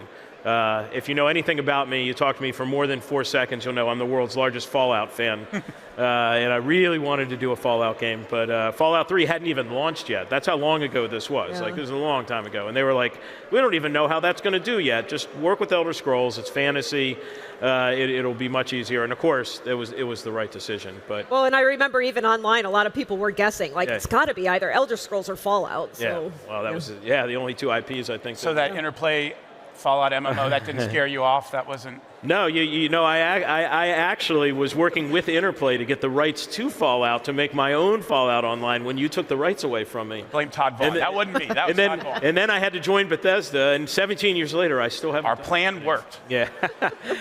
Anyway, so I talked a lot with Robert Altman and Jamie Leader, who's the president now of Bethesda and of ZeniMax, and really it was a conversation, because it was like, do you really want to do this? Because if you're going to do this, it's going to take a big team, a long time, right? The 2007 technology was kind of evolving and changing, so we knew that it was going to be, we couldn't make it like the same way we had made Dark Age of Camelot, which was kind of in the cowboy days of 1999 and 2000, so it was going to be a big deal, and I wanted to make sure they knew it was going to be a big deal.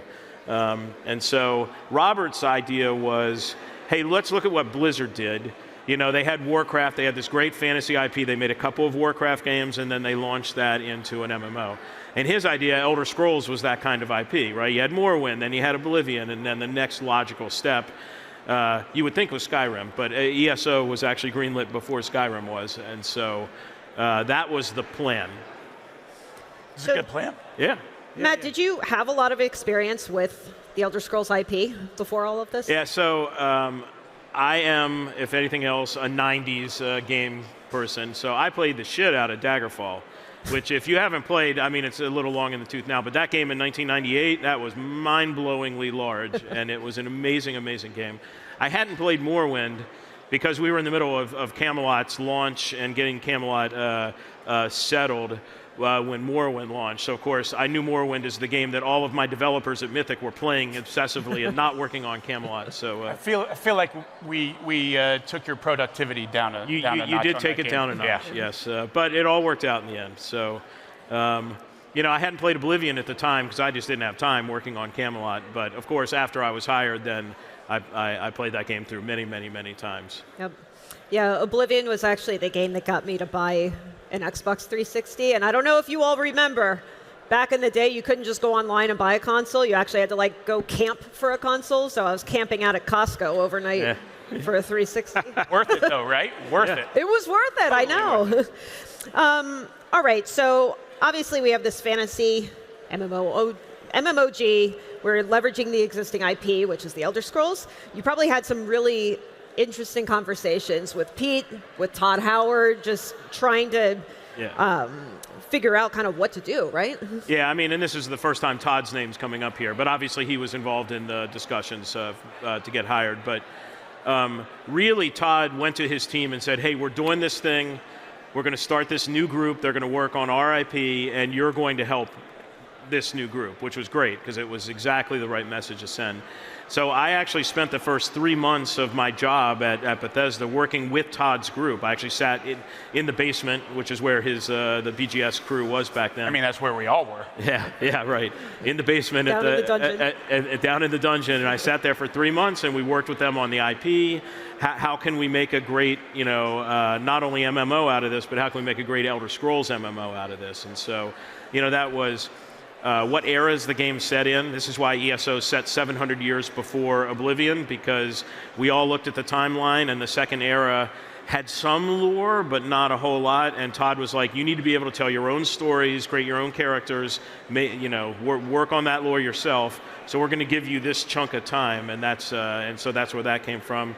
We set up the alliances and the alliance war, based on kind of the geography of Tamriel, and made the decision to turn Cyrodiil into a giant battleground. Because it was a time when there was a lot of warfare in Cyrodiil and the lore that existed. So, and then obviously Pete and I spent a lot of time together figuring out how the IP will evolve and how are we going to represent the IP in an online world, which was very, very, very single player up until then.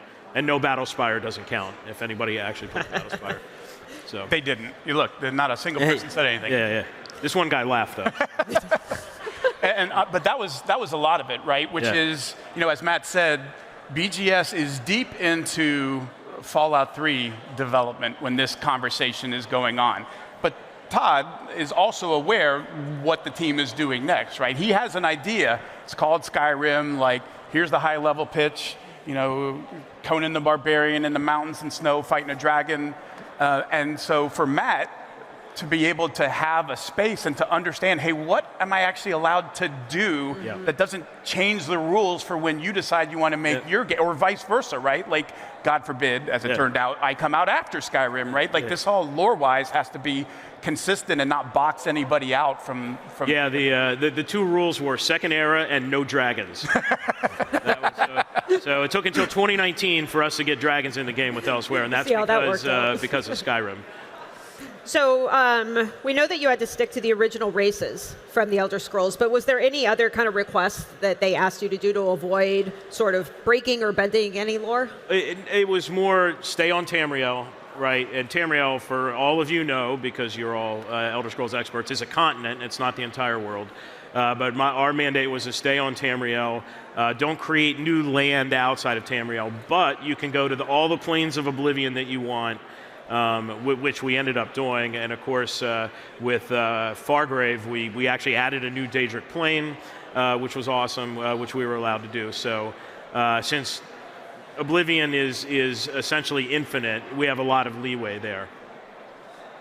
I mean, this is a pretty major project, right? So let's be real for a second. I'm sure you had like some doubts or some worries due to how ambitious this was going to be, right? All of them. I had every worry you can possibly have, given what that period of time from '99 to 2006, end of 2006, early 2007 looked like. And to Matt's point, like Warcraft was a couple of years old, and was 2.5 was looked at as the big success. But the highway of MMOs was littered with the bodies of failed projects that, those folks know MMOs and that's a really good IP, and they all crashed and burned.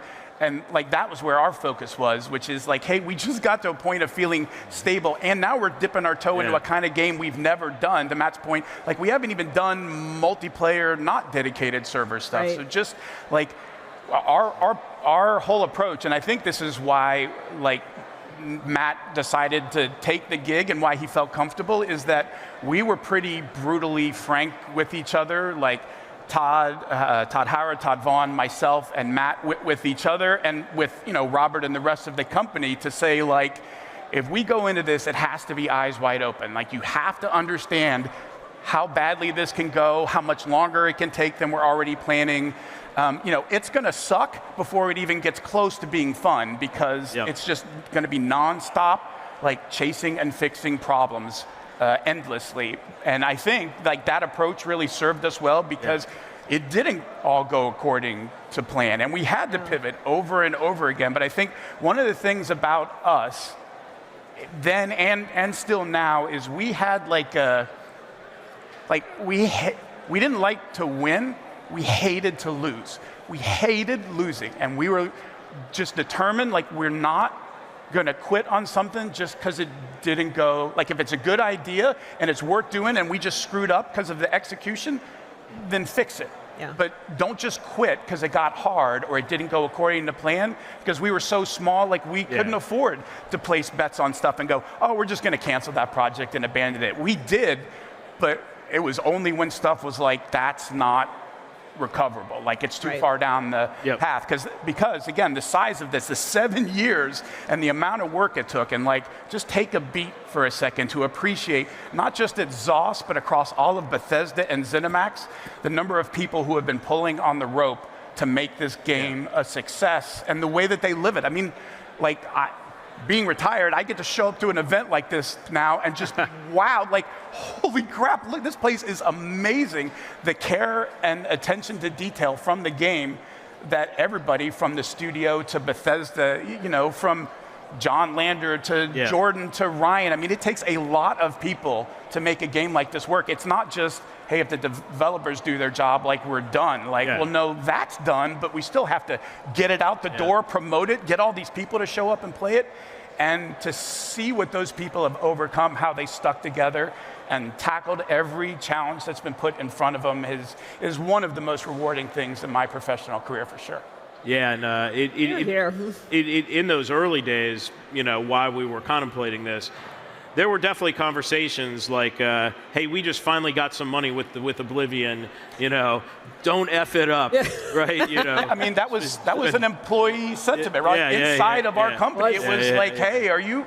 Yeah, like we are funding you, so don't mess it up. We just got here, That was there was some pressure. I think the first time I met Robert, it was at the QuakeCon where we first showed off ESO publicly, and I was explaining to him like what we were doing there, and we were going to show this, and we're all really excited. We've been practicing really hard, and he's just looking at me, and he literally said that. Well, don't F it up, but he actually, said the word, and I'm like.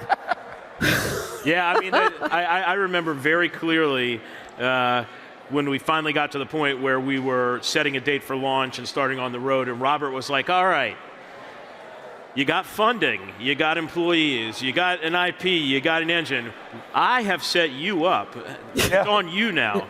And no pressure. But that was actually great, because what he was saying was not only don't fuck it up, he was also saying, like, we got you. Yeah, whatever. But now we handed you the baton and you have to do your job. And he trusted you. He was very big on, like, he listened, and he never claimed to be an MMO expert. But when Matt would say, like, we need this or we need to do that, Robert was like, I don't want you to have excuses like why we didn't succeed. And look, we had a PC launch that didn't go perfectly, right? It's true. But we come out of that, and Robert was unequivocal. Like, I remember vividly that first meeting afterwards, and we're digging into the numbers on launch and so forth, and there wasn't the vaguest notion of, like, are we done or is this over? His whole thing was like, so how are you going to fix it? How are you going to address their complaints? How are you going to make it better? Like, how do we get this out on console? Like, just fix it. I totally went into that meeting, and we've been in the industry a long time, and after you have a launch, and it wasn't a failure, but it wasn't awesome either. It just didn't hit the numbers that they thought it would. Like, and you go to headquarters to have a meeting with the boss in the big boardroom, right? And you know how those meetings usually go, right? And so but we went in, and Robert was like, all right, we got some problems. Now you're going to tell me how we're going to fix them, right? And that's how the meeting went, and that is the... it just does not happen in the game industry. It's just how he was. I'm here to tell you that I think if that meeting happens at most other publishers, if not all other publishers in this industry, that game might have been done then. And again, to your point, not because it wasn't succeeding, but just the level to which it was succeeding and what they expected or wanted, like, well, what they wanted is this, right? Where we are now, where the size of this community and the passion and how the game has grown. But we definitely did not have that in the beginning, and there was no looking for an exit or a way out or like, well, we tried and it didn't work. And quite honestly, like, Robert didn't really care about, like, he didn't want to hear any complaints. Like, yeah, we got lots of problems. We can sit here and complain about whatever. How are we going to fix it? Like, it's just work. Figure it out, do good work, and let's get ourselves out of here. And we did. And sitting here, right, in the middle of an amazing 10-year anniversary fan event, right? It's like, it's easy for us to talk about this, but it was a tough time. Yeah. it was a hard time, but we got through it. Yeah. Now, Matt, going back to when you first started the studio, what was that like, kind of just starting up a brand new place? Well, again, we worked for 3 months with Todd Howard's team while we had while I worked on getting a core group of employees, which you do when you start a project like this. You get about 20 people, and you find the people you've worked with in the past. So I hired some from Mythic. There were a couple from already at Bethesda that we hired. Rich Lambert was already at Bethesda when I was hired. And Todd Howard was like, I got this guy, this producer on Oblivion, and he really likes MMOs, and he keeps bothering me about them. So can you just take him and do what you guys do? I remember that. I remember that too. Actually, Rich did not hide his love for this MMO and wanting to work on it from anybody, for sure. Yeah, and we had the tech director at Sauce in the up through and after launch was Amy Dunham, and she was already at Bethesda, but she'd worked for me at Mythic. And so, and she left because she didn't want to work on MMOs anymore. She was only there for like 3 months, and then I show up at Bethesda, and she's like, "Oh man, I'm back." So then another, I think, 8 or 9 years for her on the game. Yeah, that image is our first office in Hunt Valley, Maryland. Yeah. So it was already a Bethesda office. That was where they did their drag racing games. Yeah, we had like Bethesda there were drag 3 racing people. games. Yeah, it's like a 3-person team up there making a drag racing game. Yeah, so we moved up there. And our team started, and the first hire we made when we went there was a receptionist, which was Gina. Me. In 2008. So Gina started as our receptionist, and then, of course, worked her way up, and now you see where she is. So when you started... Original team member. Your studio Number 6? Yeah. Number 6? Number 6 or 7. Nice. Yeah. So how big is your studio initially? Like what size did you sort of grow it to? We grew to way too many for that space. Oh, we had people sitting in the hallway next to the bathroom on folding tables. Like it was. Hey. But it's not it's not like he was there. It's not like 200, right? Yeah, it's like 20, 30 people somewhere in there. Yeah. It was very crowded and very smelly, but well, there were only 2 bathrooms and they were unisex, so like I was the only woman for a long time, and boy, let me tell you, I would frequently walk across the street to Starbucks and use their bathroom. Yeah. So, but that was how startups worked, and we got our bigger office built out, and then we were off and running after that. Now, Matt, I imagine for kind of the core team, you had some individuals already kind of envisioned of who you wanted to tap, right? Yep. Oh, yeah. I had people from Mythic. I called people I knew from other companies. Andrew Boyd, sitting in the front row there, who I knew from Kesmai many years before. So he came on board. It's just funny how game development works. You run into people everywhere that you worked with. So, but really, it was an opportunity I couldn't pass up to actually work with people that I wanted to work with, build a team that I could build from scratch. I mean, I was the only person when they hired me, but have the backing of a game developer, not a VC, not a venture capitalist, but someone who had been through the wars a few times, understood how game development worked in general. And I mean, it was the perfect setup to do a game like this, right? So, that led to this, right? It's like, this Bethesda Foundation, built ZOS, and then now we're all here 10 years later. That is the smiling. least straight line in the history of lines, but somehow, some way. Yep. So, Matt, let's pivot and discuss what ZOS and ZMI as a whole kind of set out to create with a game like ESO.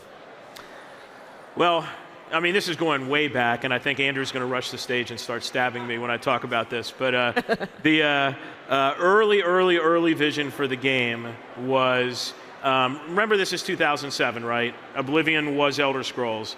There were only subscription-based MMOs, right? Just put your mind back there if you're old enough. So the original idea for the game was literally from WoW, take like the super accessible nature of the game. Like it's just fun to get in and play, PvE's fun. From Dark Age Camelot, of course, take the PvP system. And then from Elder Scrolls, which at that time was Oblivion, the world, the setting, and the feel, the characters, right? So it was really WoW plus Dark Age Camelot plus Oblivion, and that was the game. And we worked on that game up until 2011. And what happened in 2011? And I know there's a graphic for this, because my reaction on 11/11/2011 on 11/11/11 was Skyrim launched, and it was literally the best game of all time. And it was literally an Elder Scrolls game, and I was working on an Elder Scrolls game. And it was very clear after about 2 weeks that no one was going to play a WoW plus Dark Age Camelot plus Oblivion game. And we had to totally rethink what the game was. Keep the game world and the stories and the quests. That was my reaction. I have to follow what? Yeah, exactly. Yeah, making an MMO from scratch with a team from scratch and then following one of the best games of all time is really not for the faint of heart. But so we had to peel back the layers around our great content and add the layers back in and make them more Skyrim-like. And so the game between early 2012, literally March 2012, we had a giant team meeting and had the new vision for the game, and it was basically Skyrimizing ESO. And all of you people that played or in the early days of launch knew we hadn't gotten there yet, even when we launched, and it really took up until one Tamriel to make that a reality. So, like Matt, when you're playing Skyrim and thinking like, oh shit, we got to change some stuff. Like, what? No, I wasn't saying oh shit. I was saying this is an awesome game. what jumped out at you that they did in Skyrim that you were like, this fundamentally changes our approach and what we're doing in Elder Scrolls Online? It's going to be weird, but the answer to that is everything. Right? It was like the freedom to just walk around and do what you wanted and pick up any sword, wear any armor. We didn't have that at first in our game. No, we didn't have that. It was very much a WoW Dark Age Camelot game, right? And so the ability for any class to wear any armor, that came from this pivot. It wasn't like that before. First person UI, no tab targeting, right? So in Skyrim, this is game designery here, but in Skyrim you play in the world. You don't play the UI. You really almost never look at the UI in Skyrim, because why would you? Because everything's right there in the world. So ESO at the time was very much Dark Age Camelot based and WoW based, where you play the UI, like a button lights up, you hit it, and it's like that. That just wasn't fun in the Skyrim world. Yeah. So that's our UI changed completely. We went to a very small button bar. We added the graphical tells when a monster's about to do a heavy attack on you, and that all came from that. So you could look in the world and see what was happening and not look at the UI. Stupid question, but had we decided to do consoles by the time Skyrim came out? I don't remember when. It was after Skyrim launched and sold dozens of millions of copies. Robert was like, hey, we got to do a console version. So, yeah. On top of everything else you're trying on top of everything else. Thing you got to do. Let's launch on console. So, yeah, and that, of course, took years to do, too. So, a lot of moving parts. Yeah. Now, Matt, I remember something you had talked about early on as part of kind of like our design decisions or philosophies was this rule of 5. Yeah, this goes back to an earlier iteration of, and game designers did this. They still do it a little bit today, but in those days when you're setting up a new game, there's something called the rule of 5s, which is what makes your game fun for 5 minutes, 5 hours, 5 days, 5 months, 5 years. There it is on screen. And for ESO, right, we didn't have to change this a whole lot, and it has to look great, it has to feel good, it has to have great content and storytelling. The PvP system has to be awesome. And the most important part, the 5-year part, is, of course, all of you. Because if you have a great community, then a great community will make sure that it's always a great community. Because you welcome new players into the game, it's welcoming. And we had designed ESO to have the best community that we could with the way the guild system works. And but the reason why people play ESO for years and years and years is you. And that's just the way these games work. And we were acknowledging that right from the beginning.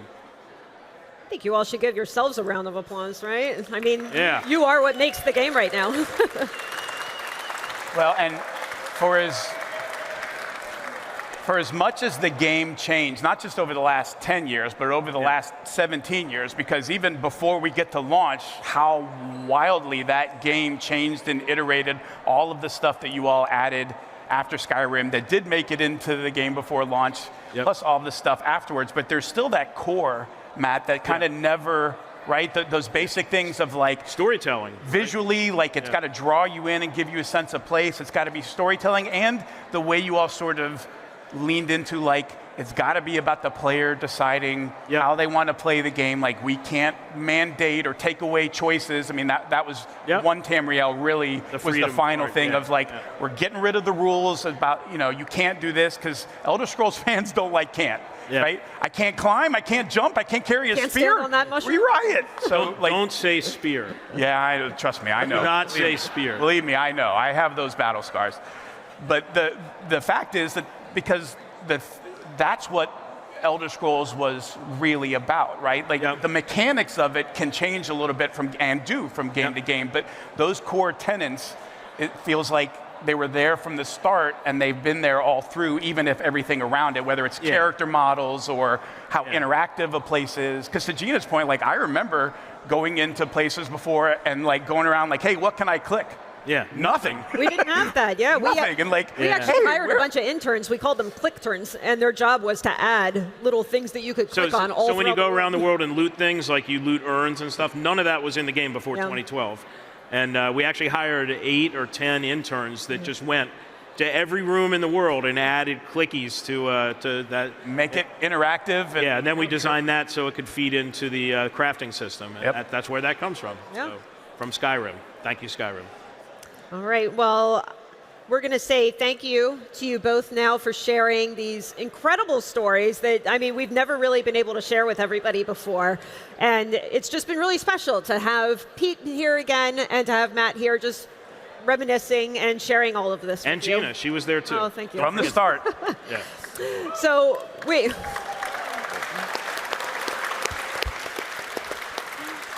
We are going to take a super quick break, and in just a moment, we're going to bring out some other folks from the ZOS Dev team to talk more about pre-launch days. So sit tight, and we will be right back. The storm is coming.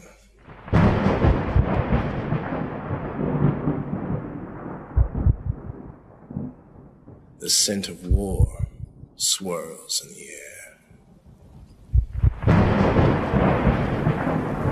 As the Imperial throne lies empty, the fate of all Tamriel rests on the strength of a common prisoner's soul.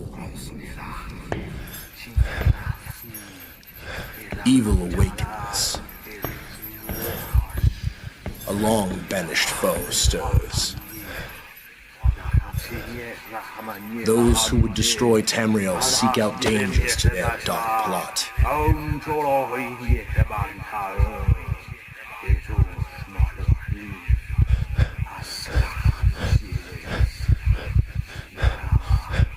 And so Death's long arm reaches out.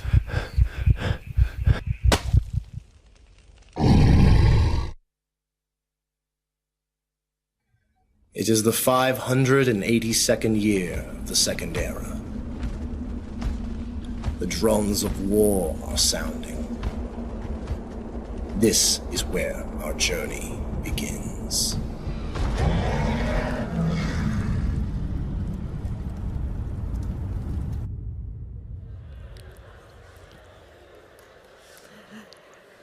That was a work in progress video, right? That wasn't even our final video that we released. So little peek there. Sorry, CJ. Something from the vault, right? So we are going to continue on our discussion of the origins of ESO. Excited to introduce some new members here on stage. I'd like to introduce everybody first. So first we have our creative director, Rich Lambert.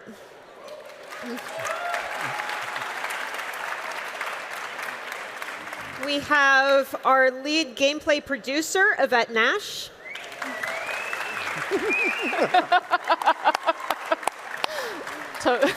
We have our live services director, Joe Burba.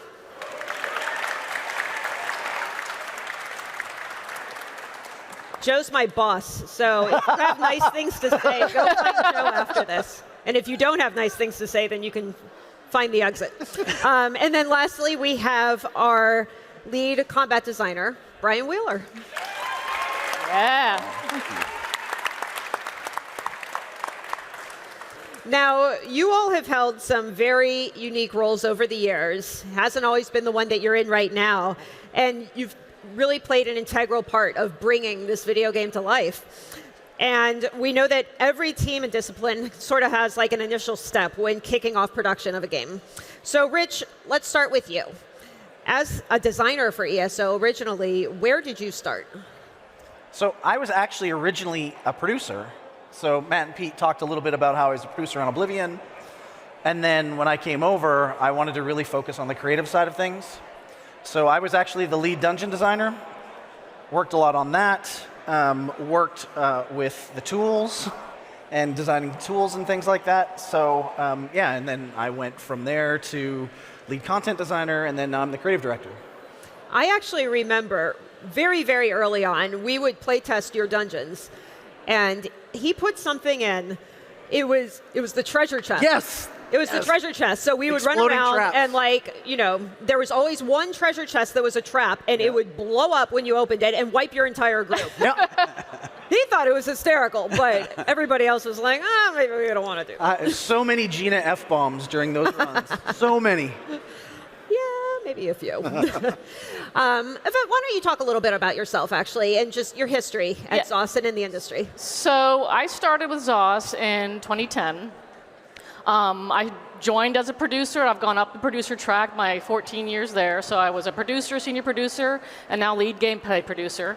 I actually entered the industry as a computer programmer and with Mythic Entertainment. And Matt Firor was actually one of the people that interviewed me there and got me hired. So.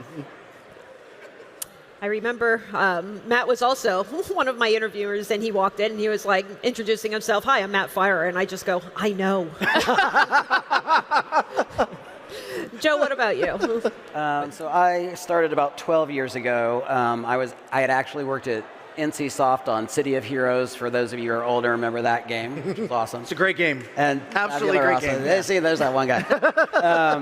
But Paul Sage worked on Tabula Rasa, and after he had come to work at Zenimax, every couple of months he would call me and go, are you ready to move to Baltimore yet? And I was like, no. And then he called me on a really bad day at work. And I was like, well, and he was like, just come for dinner. And so I had dinner with Yvette and Paul, and I knew I was home. So. Yeah, The Wire, by the way, is the worst recruiting tool ever. Yes. Yeah, no. I mean, it is called Charm City. So it has its That was charm. a different kind of charm. Yeah. Wheels? Oh, let's see. I've been in the industry since '99. Actually, I started doing like late night tech support and help for people calling in about Morrowind, like way back then. But from there, I met contacts that got me into Mythic to work on Dark Age of Camelot and Warhammer Online. That's where I met Yvette. That's where I met Matt, a bunch of people back at the studio. And from there, they were like, hey, do you want to come work with us up here at Zenimax? I was like, okay, sure, let's give it a shot. And they were like, coming up, make PvP. I was like, yeah, make PvP. Make PvP. Just get right to it. Yep. Easy peasy. Yeah. All right, so Rich, going back into kind of dipping your toes into ESO, like where did you start in that timeline? I mean, it was really small, right? We were really small, and we were focused on a couple of things. It was the lore. It was working with BGS on discussions. You know, I remember sitting in meetings where we were pitching things that had never been seen before in the lore. So, you know, the High Elves, for instance, you know, they had never actually been realized. And we're in meetings with Todd, and we're like, well, what does it look like? He's like, I don't know. You draw something, and I'll tell you if I like it or not, right? I'll know it when I see it. And so it was that kind of stuff because we were really forging ahead on things. And then once we started, you know, figuring out the lore and the stories and how that worked, then we started trying to figure out, like, how the heck do we build this? Like, we needed tools, we needed all kinds of things. And so I started working on a lot of that with a bunch of other people. And it's kind of crazy that most of those tools are kind of mostly intact now. And then from there, we started digging in on like pen and paper prototypes, where we'd sit down and we'd, oh God. Oh God, that The original office. Oh my God, where we would literally do like pen and paper prototypes of combat and things like that, and we'd sit down and That we'd was play. you sitting there. Yeah, there's a bunch of us in there actually. Yeah. You know, I think Andrew was in there too. And then once we got all that together, we started, prototyping in an engine. And after about 9 months, we presented something to the entire company, and nobody's ever seen this before. So take a look. This is what we did to kind of show off and prove to the studio and to Zenimax that we could build something. And I haven't seen this in years. Oh my God. So you can kind of see, Matt Pete talked about WoW with Oblivion, with whatever. And yeah, this is memories. Holy cow. Very geometric. Yeah. I remember seeing that, like when I got hired, and they were like, "Look, you can edit terrain on the fly." Oh, the tools were unbelievable. Like I was like, "Holy, that's badass!" Yeah, like get in that. We could literally have a world builder check an area out, paint the terrain, raise and lower it, do whatever, check it in, and everybody would see it instantly. There was no offline building. There was not it was really, really cool tech. It sounds cool to you. Everyone else is. It was really cool tech. No lighting, no offline building, no waiting days for the next build. Like it was just there, and we could go in and we can iterate and prototype. It was amazing. Wheeler, what about you? Like, where did you start with all of The this? start conversations were crazy about Citadel, because it was. When you look at Oblivion, obviously it's a much bigger space than just the space we have right now. And the conversations were, Citadel was a jungle back in the day, and we had to have many debates about, well, what does a jungle really mean? We had our lore master, Lawrence, kind of give me the green light of saying, well, a jungle can be interpreted as like it was the Wild Wild West, so it wasn't like, it's a jungle out there. So that kind of gave us a bit of carte blanche to take the area and make it our own. And there were a lot of discussions back and forth with BGS about that too. Yeah. Because they were like, you can't mess it up too much. But look what we kind of did in Gold Road. Oh, There's a nod to the lore there, right? Yeah.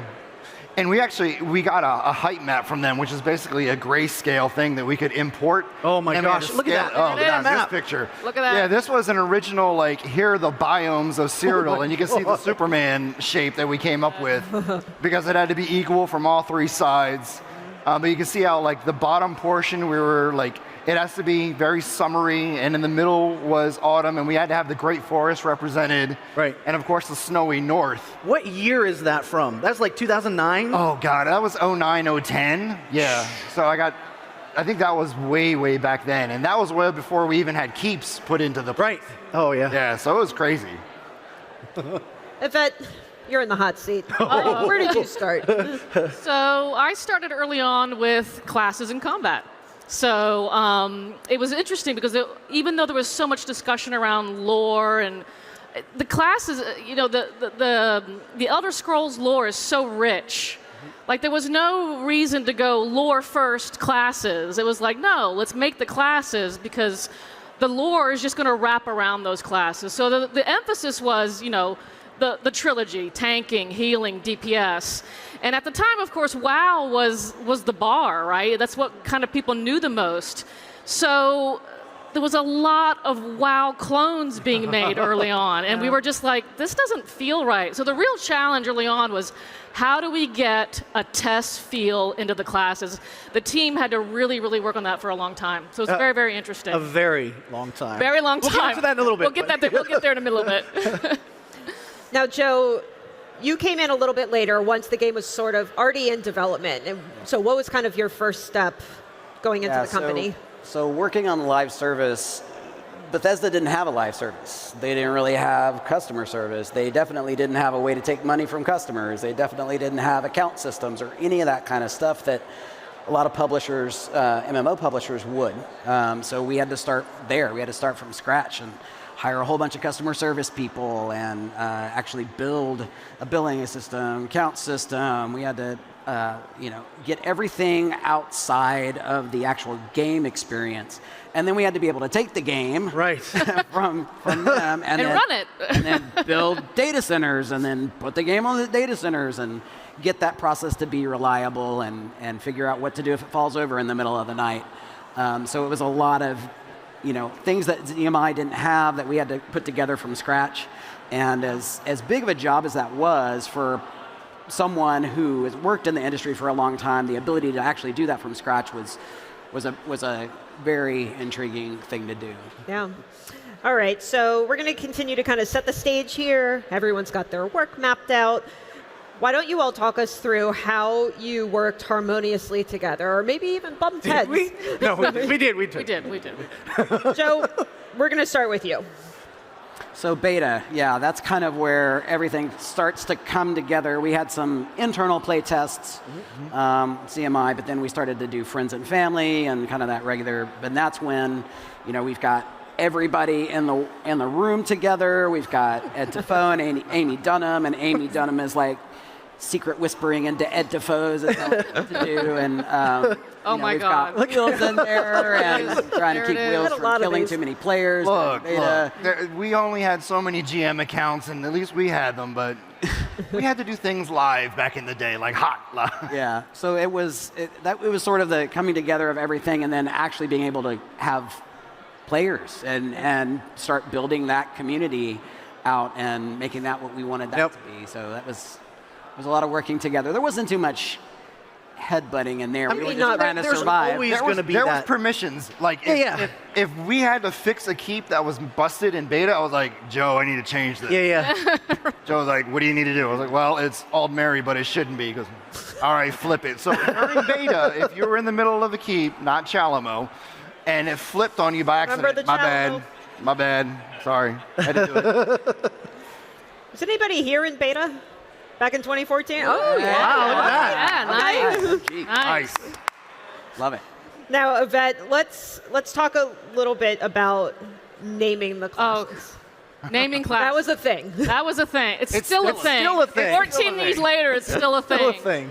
But naming aside, of course, because we always want to keep with the lore and everything. But all that eventually got ironed out. But early on, Rich was our Mike Finnegan. So he was the encounter and the dungeon guy. You were loud? No, I was not that loud. I was never that loud. Never that loud. Never. But lies? Is that what I heard? But Rich is trying to build encounters and he's trying to build dungeons, and the classes weren't ready. And so I remember feeling so bad because we would be having in meetings, he'd be like, what are we doing? Where are my classes? Where are the classes? And so that was always a really fun conversation. It was so bad, I had to make basic, healer class. Yeah. I mean, that Fighter was class. some of the most fun, though. Like, Wheeler would be like, what do you need? I'm like, well, I need a tank, I need a healer, and I need a damage dealer. And so he'd be like, okay. And he'd go in and he'd whip something up and we'd play test it and be like, that sucks, don't do that. Yeah. And he'd go back and forth, and then he made this healer that was like, oh my God, let's do this, right? Like, it was awesome, and then things change as you progress through, and Skyrim came out, and we'll get into that in a little bit. Yeah, we had to flush those old ideas. Like, no, can't do that anymore. Everything's different now. Yes. All right, well, let's pivot to talk about some pivots. We know in game development, not everything kind of goes as planned. Not everything goes swimmingly, right? Yeah, Skyrim. Skyrim happens, right? I mean, things just happen, right? Yep. So working on ESO in the pre-launch days, can you recall any major pivots that actually ended up benefiting the players in the end? Mega servers. Yeah, oh man. Yeah, that's right, because we didn't plan on doing mega servers first. Mega servers. We were going to have a whole bunch of servers like some other MMOs out there. But there are a lot of, just from a community perspective, the ability to start on launch day and find your friends and play together when you have 500 different servers and you're trying to, and they've all got lore names that you can't remember. And, right. Or you have to coordinate with all your friends. For, Elder Scrolls, oh my gosh. Tech gets together and decides we're gonna do mega servers, and so that was a major pivot at the time, and that was just a mind-blowing. It was really hard on poor Wheeler. That was a nightmare. We want everybody to play on the same server. Oh my God. Okay. I was like, we're doing what? Yeah. Well, I mean, when that came out, when you were like, the whole thing came down of we need mega servers. I was like, all right, well, we're going to have North America and Europe. We can't have literally an entire continent in Citadel. And when we started playtesting with, keeps and having physics stuff in adjust, we had playtests on a regular. We still have playtests on a regular basis in the studio. And we had good old Glade Mist set up in Citadel, and we had a version of Citadel that some people were on and another version that other people were in, and the walls were getting destroyed in version 1. And people were able to, shoot through the walls and, kill people fine when the walls got broken down. But in this one over here, the walls were fully up. But people were still getting shot through. We were like, what is going on? This makes no sense. So I had to mega servers. Yeah, I had to go talk to Ed, who's our lead engineer, and he goes, yeah, that's a problem. Because apparently they were sharing what we call a physics process, which is it knows the walls are there. And it thought the walls that existed here were over here. So people were like running through walls left and right in this one and going, dude, Wheeler, your stuff is broke. So that turned up where we had to come up with a campaign system and like having that stuff all split out. Yeah, God. Look at that early. Oh my Lord. All right. This is when we first got walls breaking. Oh my gosh. And this is me doing my GM account movement stuff. But yeah, this was... That was early. way When did back. you sneak that in? What? When did you sneak that in? I mean, I snuck in that gray box stuff. God knows how many years. Wow. Yeah, that was. You saved a lot of stuff on your machine. You did. Years ago. Yeah. I have like the archive of all the old stuff from even back in 2009. I've saved everything. Every time I get a new computer, I have to have that hard drive like backed up and saved because of stuff like this, where people like, Now, we talked about Skyrim a little bit earlier. There's a pretty major pivot, I think, thanks to Skyrim, right, that you had to help with. Yes. So, the combat system at the time was very button mashy, right? You're looking at the UI, your abilities are lighting up. So very, very well. That's how a vet plays games. That's how I play games. That's how she types, too. That's how I type, too, yes. So, of course, Skyrim comes out, and Matt alluded to this earlier. In Skyrim, you're playing the world. You're not looking at the UI. You're not looking at mini maps and things like that. And so the challenge became, how do we incorporate that into ESO? How are we going to make it so that you're playing the world? And so one of the programmers at the time, he was inspired by one of the Batman games at the time with the reticle system in that game. Yeah. And he went off and prototyped it and brought it back, and we affectionately called it the Column Cam because that was his name. Yep. And so it was turned down originally, but as Skyrim came out, it just made sense. Yeah, it worked. It worked. The reticle system worked. The only major downside, which was another major pivot within a pivot, was that healing now was broken. Like that the reticle system completely changed healing in the game. So we had to start healing all the way from scratch again. So that was a major challenge for the team, major pivot, but they did it. There was no more whack-a-mole, right? There was no more whack-a-mole. No more. It's not AAA if you no don't more button pushy. Oh boy. Yeah. Rich, what about you? I know from the design side, I mean, there was a lot that kind of had to change, right? Thanks to Skyrim. Yeah, I mean, there's tons, right? Like, design-wise, it was, WoW meets Daeok meets Oblivion. And then Skyrim came out, and it was very, very different, right? Like, it wasn't just walls of text. Like, it was super immersive. It was super interactive. We had to kind of pivot on some of those things. We had to go back to the kind of drawing board on how we told stories. Mm-hmm. No more kind of hub and spoke. We had to go back to something a little different where you just wander the world and find things. Find stuff, yeah. Which is interesting because that was one of the things we kind of like first prototyped way back in the day. I don't know if you guys remember Tulun. Oh, geez. Way in the OG days. That was kind of that thing, and we ended up kind of going back to it, which was cool. Yeah. Yep. Yeah, it's funny. Like you can kind of see in some of the videos that we were showing, like the game just looked different back then. Yeah, it was very it played different, it looked different, and having to, pivot is like an understatement. It's like you have this giant ship, and it's like, all right, let's start turning it now. Yeah. So our art style, like you kind of saw in that 2008 video, and obviously that was a rough prototype, But our art style changed literally 3 times.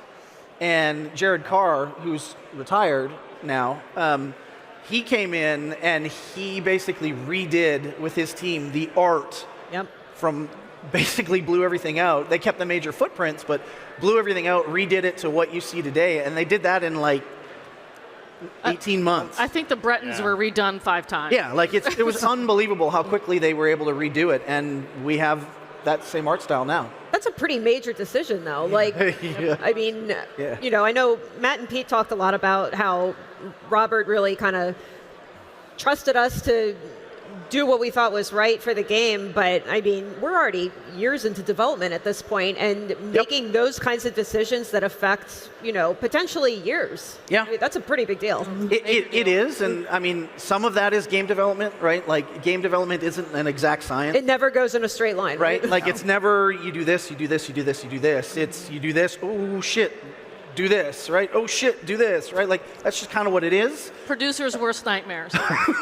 I was going to say, when you're kind of making those plans as a producer, do you pad the time to account for things like that?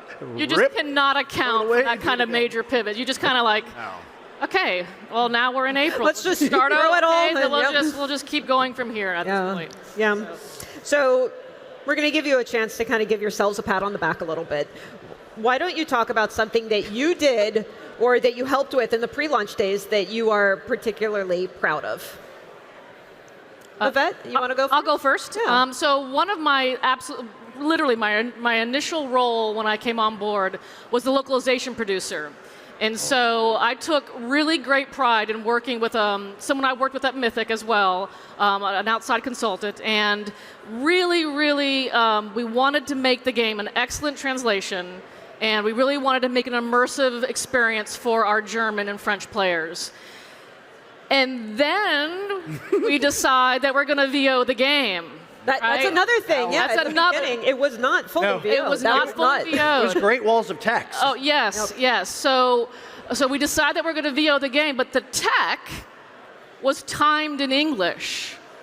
So our French and German VO actors had to fit their lines within the English VO timing. They are the unsung heroes in the background of the VOing. And let me tell you, it was quite the challenge. I'm really proud of how all that turned out, and it's amazing. I still, to this day, have no idea how we did it. Like, it was literally one-shots.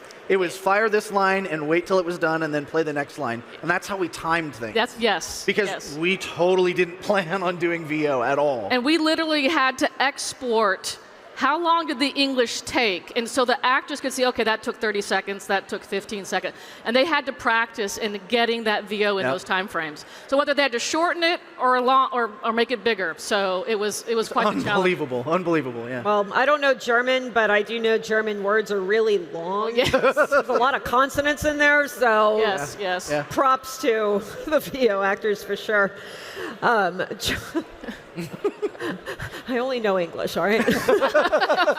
Joe, what about you? What's something that you're proud of? I mean, just launching the game and, having everybody play and together. I think we had worked so hard for so long. Oh, the old war room. Is that shaving? Oh, my God. Oh, my God. You have hair. You have hair. I have hair in that picture.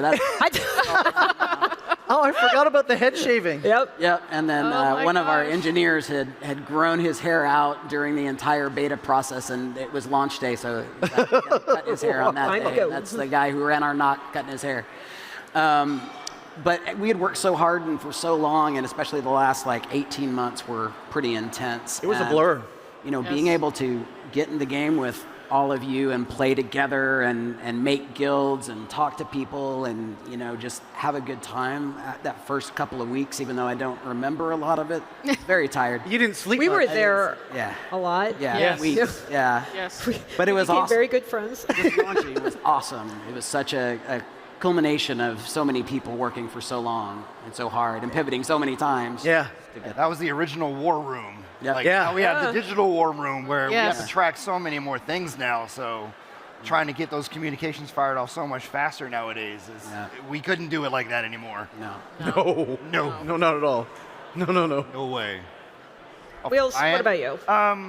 Honestly, the PvP crew back in the day making Citadel was really tight-knit. It was a bunch of us that was a combination of Mythic crew, but also some new blood that we hired in to get the world building done. We had a consistent rotating door of world builders that learned how to build PvP terrain, to work with all the crazy inlaid systems that exist in Citadel, and everybody was bought into it, from me as the lead all the way down, all the way through QA.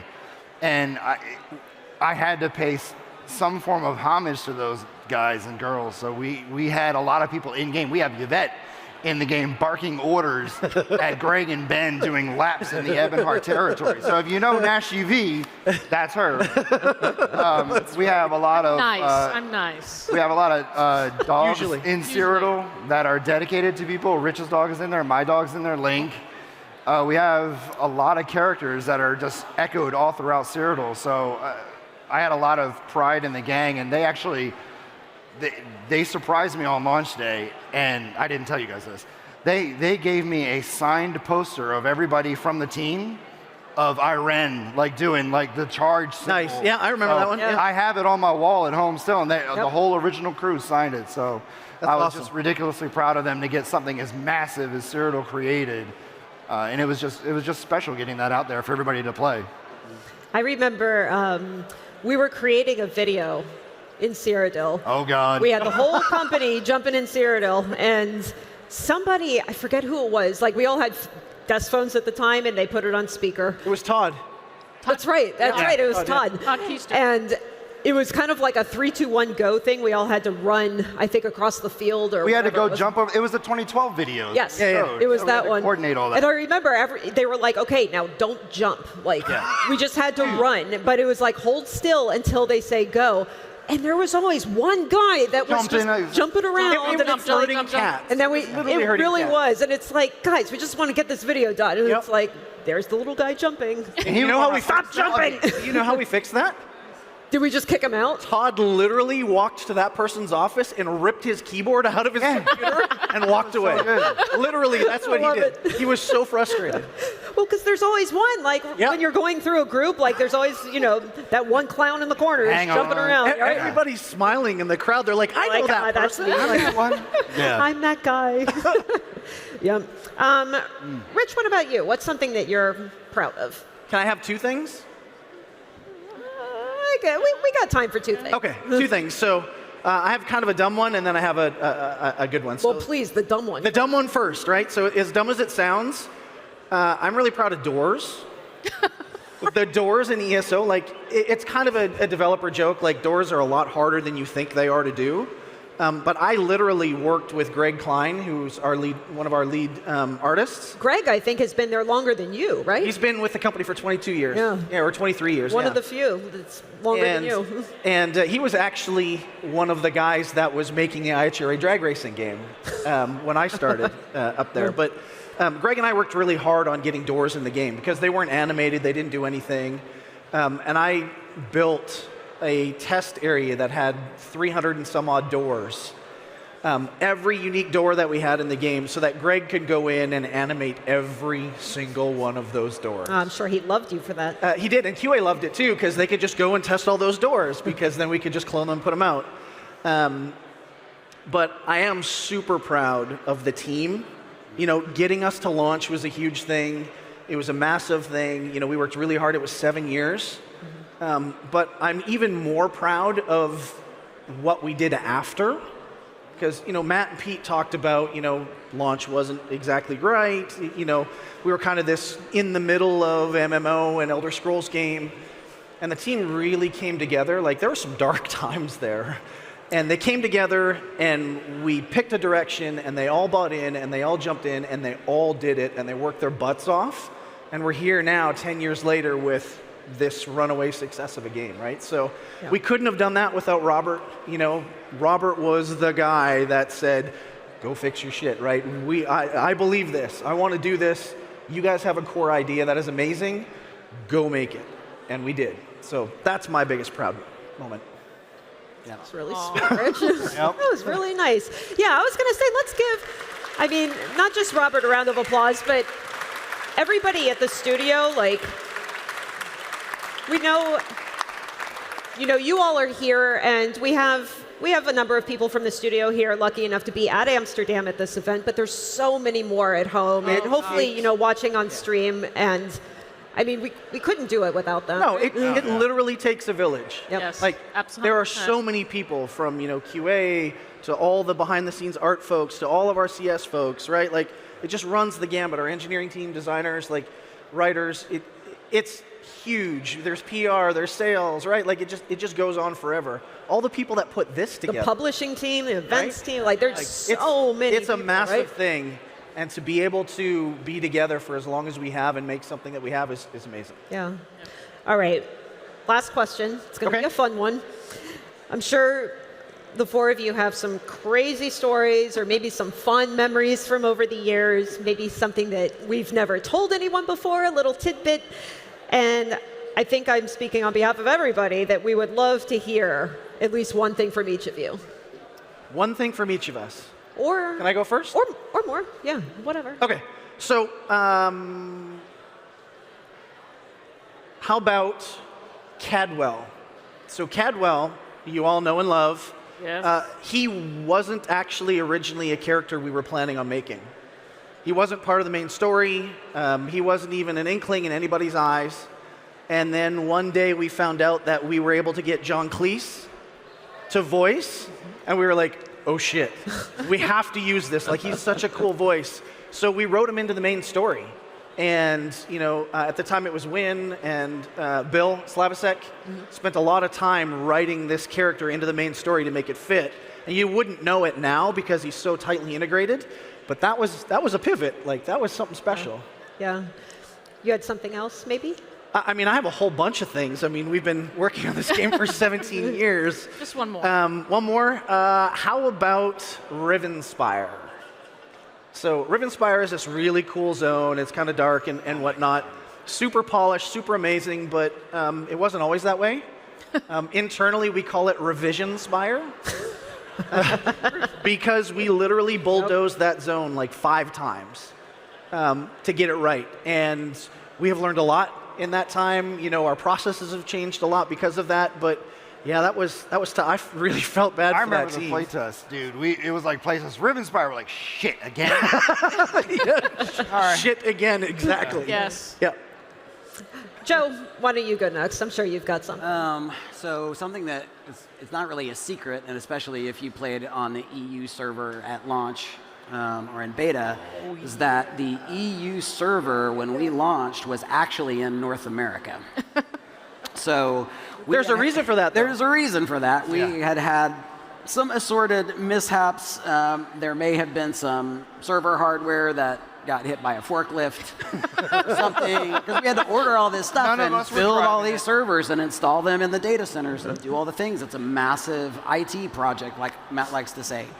That was an expensive oopsie. And it was a very expensive problem. Forklift pierces servers. Yeah. Not something you'd hear. Yeah, so in order to launch, we actually built the EU server in the North America data center, launched that way, and then about 2 months afterwards, we got it all, got all the hardware there, set it all up, and then took a maintenance, moved all the data over, brought it back up, and it was just magic. And then it just like magic, it works.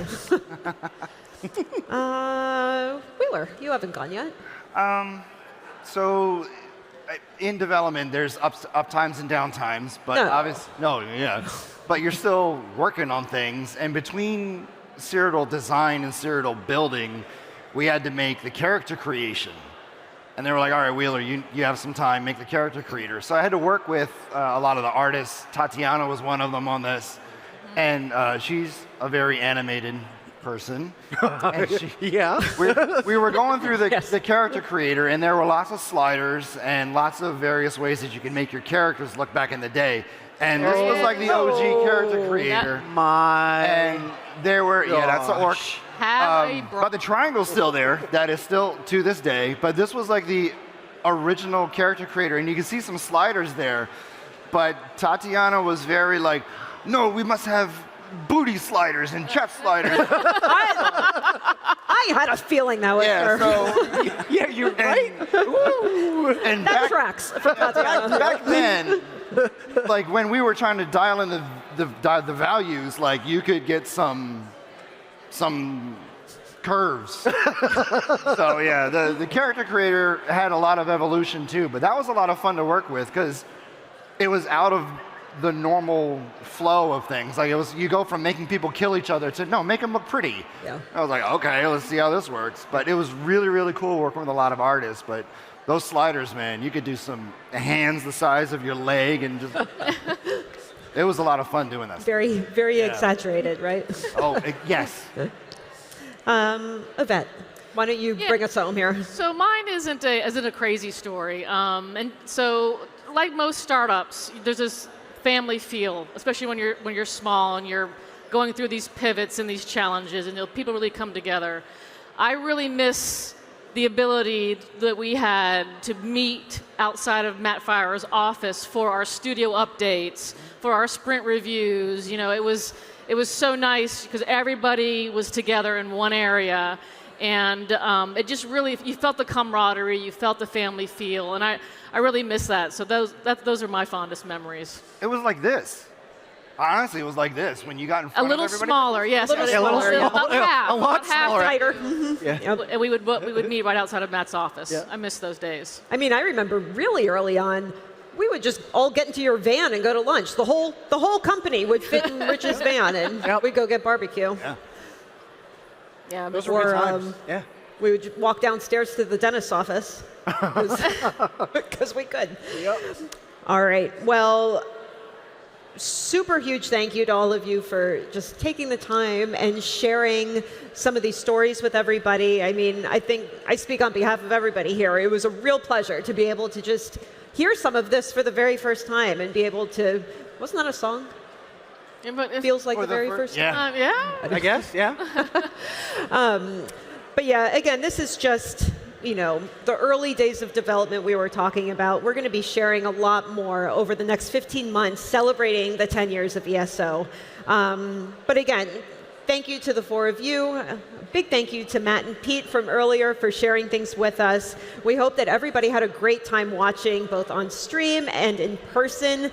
But now, I think we're going to wrap up our live stream portion. Okay. And we're going to kind of get the party started here in Amsterdam. Woo! So thank you, everybody. Hi, everyone, and welcome back. I am standing here with ZOS Studio Head Matt Firor. Matt, hearing about the origins of the game, everything that's happened the last 10 years.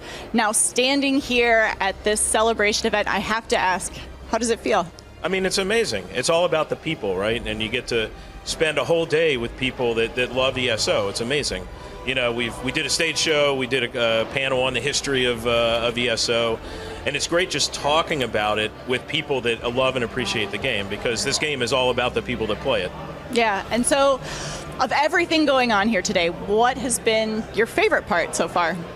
Meeting the players, right? And because we're players too. We love the game as much as they do. We don't just work on it, we actually play it. So just sitting down and talking about the game and talking about our shared passion, you know, it makes it all worthwhile. We're the developers, so we sit in our office, you know, for months at a time, and coming out and meeting the players is like the highlight, you know, of the year for us. So I can't get enough of it. Yeah, I couldn't agree more. And the energy here today has been amazing. And so I know that you don't have a crystal ball and you can't share too much, you know, but I do want to ask, what does in just a word or two, what does the next 10 years of ESO hold for us? I've been asked that question a few times. You know, I think really if you look back at the last 10 years, you'll see that with ESO, we'll make changes when we think we need to make changes. So looking forward, who knows? But we'll change with the times as the times change. But for right now, we love what we're doing and we're not going to change it. Yeah, amazing. And Matt, thank you so much for the time. Pleasure. It's been great talking to you. And I hope you enjoy the rest of the event. I know that I will. So much fun. Yeah, absolutely. And so a little bit ago, we gave you a look at everything happening here in person at the celebration. And I think in a little bit, Julian and I are off to try our hand at axe throwing again. But before we do that, let's give away that Xbox controller. We are giving away an Xbox Elite Controller Series 2. Type ESO10 in chat to enter and exclamation point rules to see full terms and eligibility. And while you're entering, we want to remind people, if you pre-order Gold Road, before it launches, you'll receive the Welkenstone Runes Wolf Mount. And whether you're a new, current, or returning player, there's a version of Gold Road that's right for you. So head on over to ElderScrollsOnline.com to find yours. And we showed you a sneak peek a little bit ago. The Gold Road Prologue Quest is now live in game. It's free to play. Head over to the Crown Store. You can grab the quest starter there. Yeah, and don't forget that we're currently having our free play event that runs until the 9th of April. So grab your fans and have some fun together in Tamriel. And also, if the free play event isn't enough, there are also sales happening on all platforms with up to 75% off. Crown packs are also on sale, so be sure to check out those deals. Thank you so much to all of our incredible partners who helped us make this event a success and such a fun place to be. Speaking of which, it's time to give away that controller. We'll give it just a few more seconds, so if you've only just tuned in, we're giving away an Xbox Elite controller. This one is themed to the ESO 10-year anniversary. And if you haven't entered yet, type ESO 10 in chat, all in one word. Get those entries in, and we're closing the giveaway right now. And it looks like we have our winner.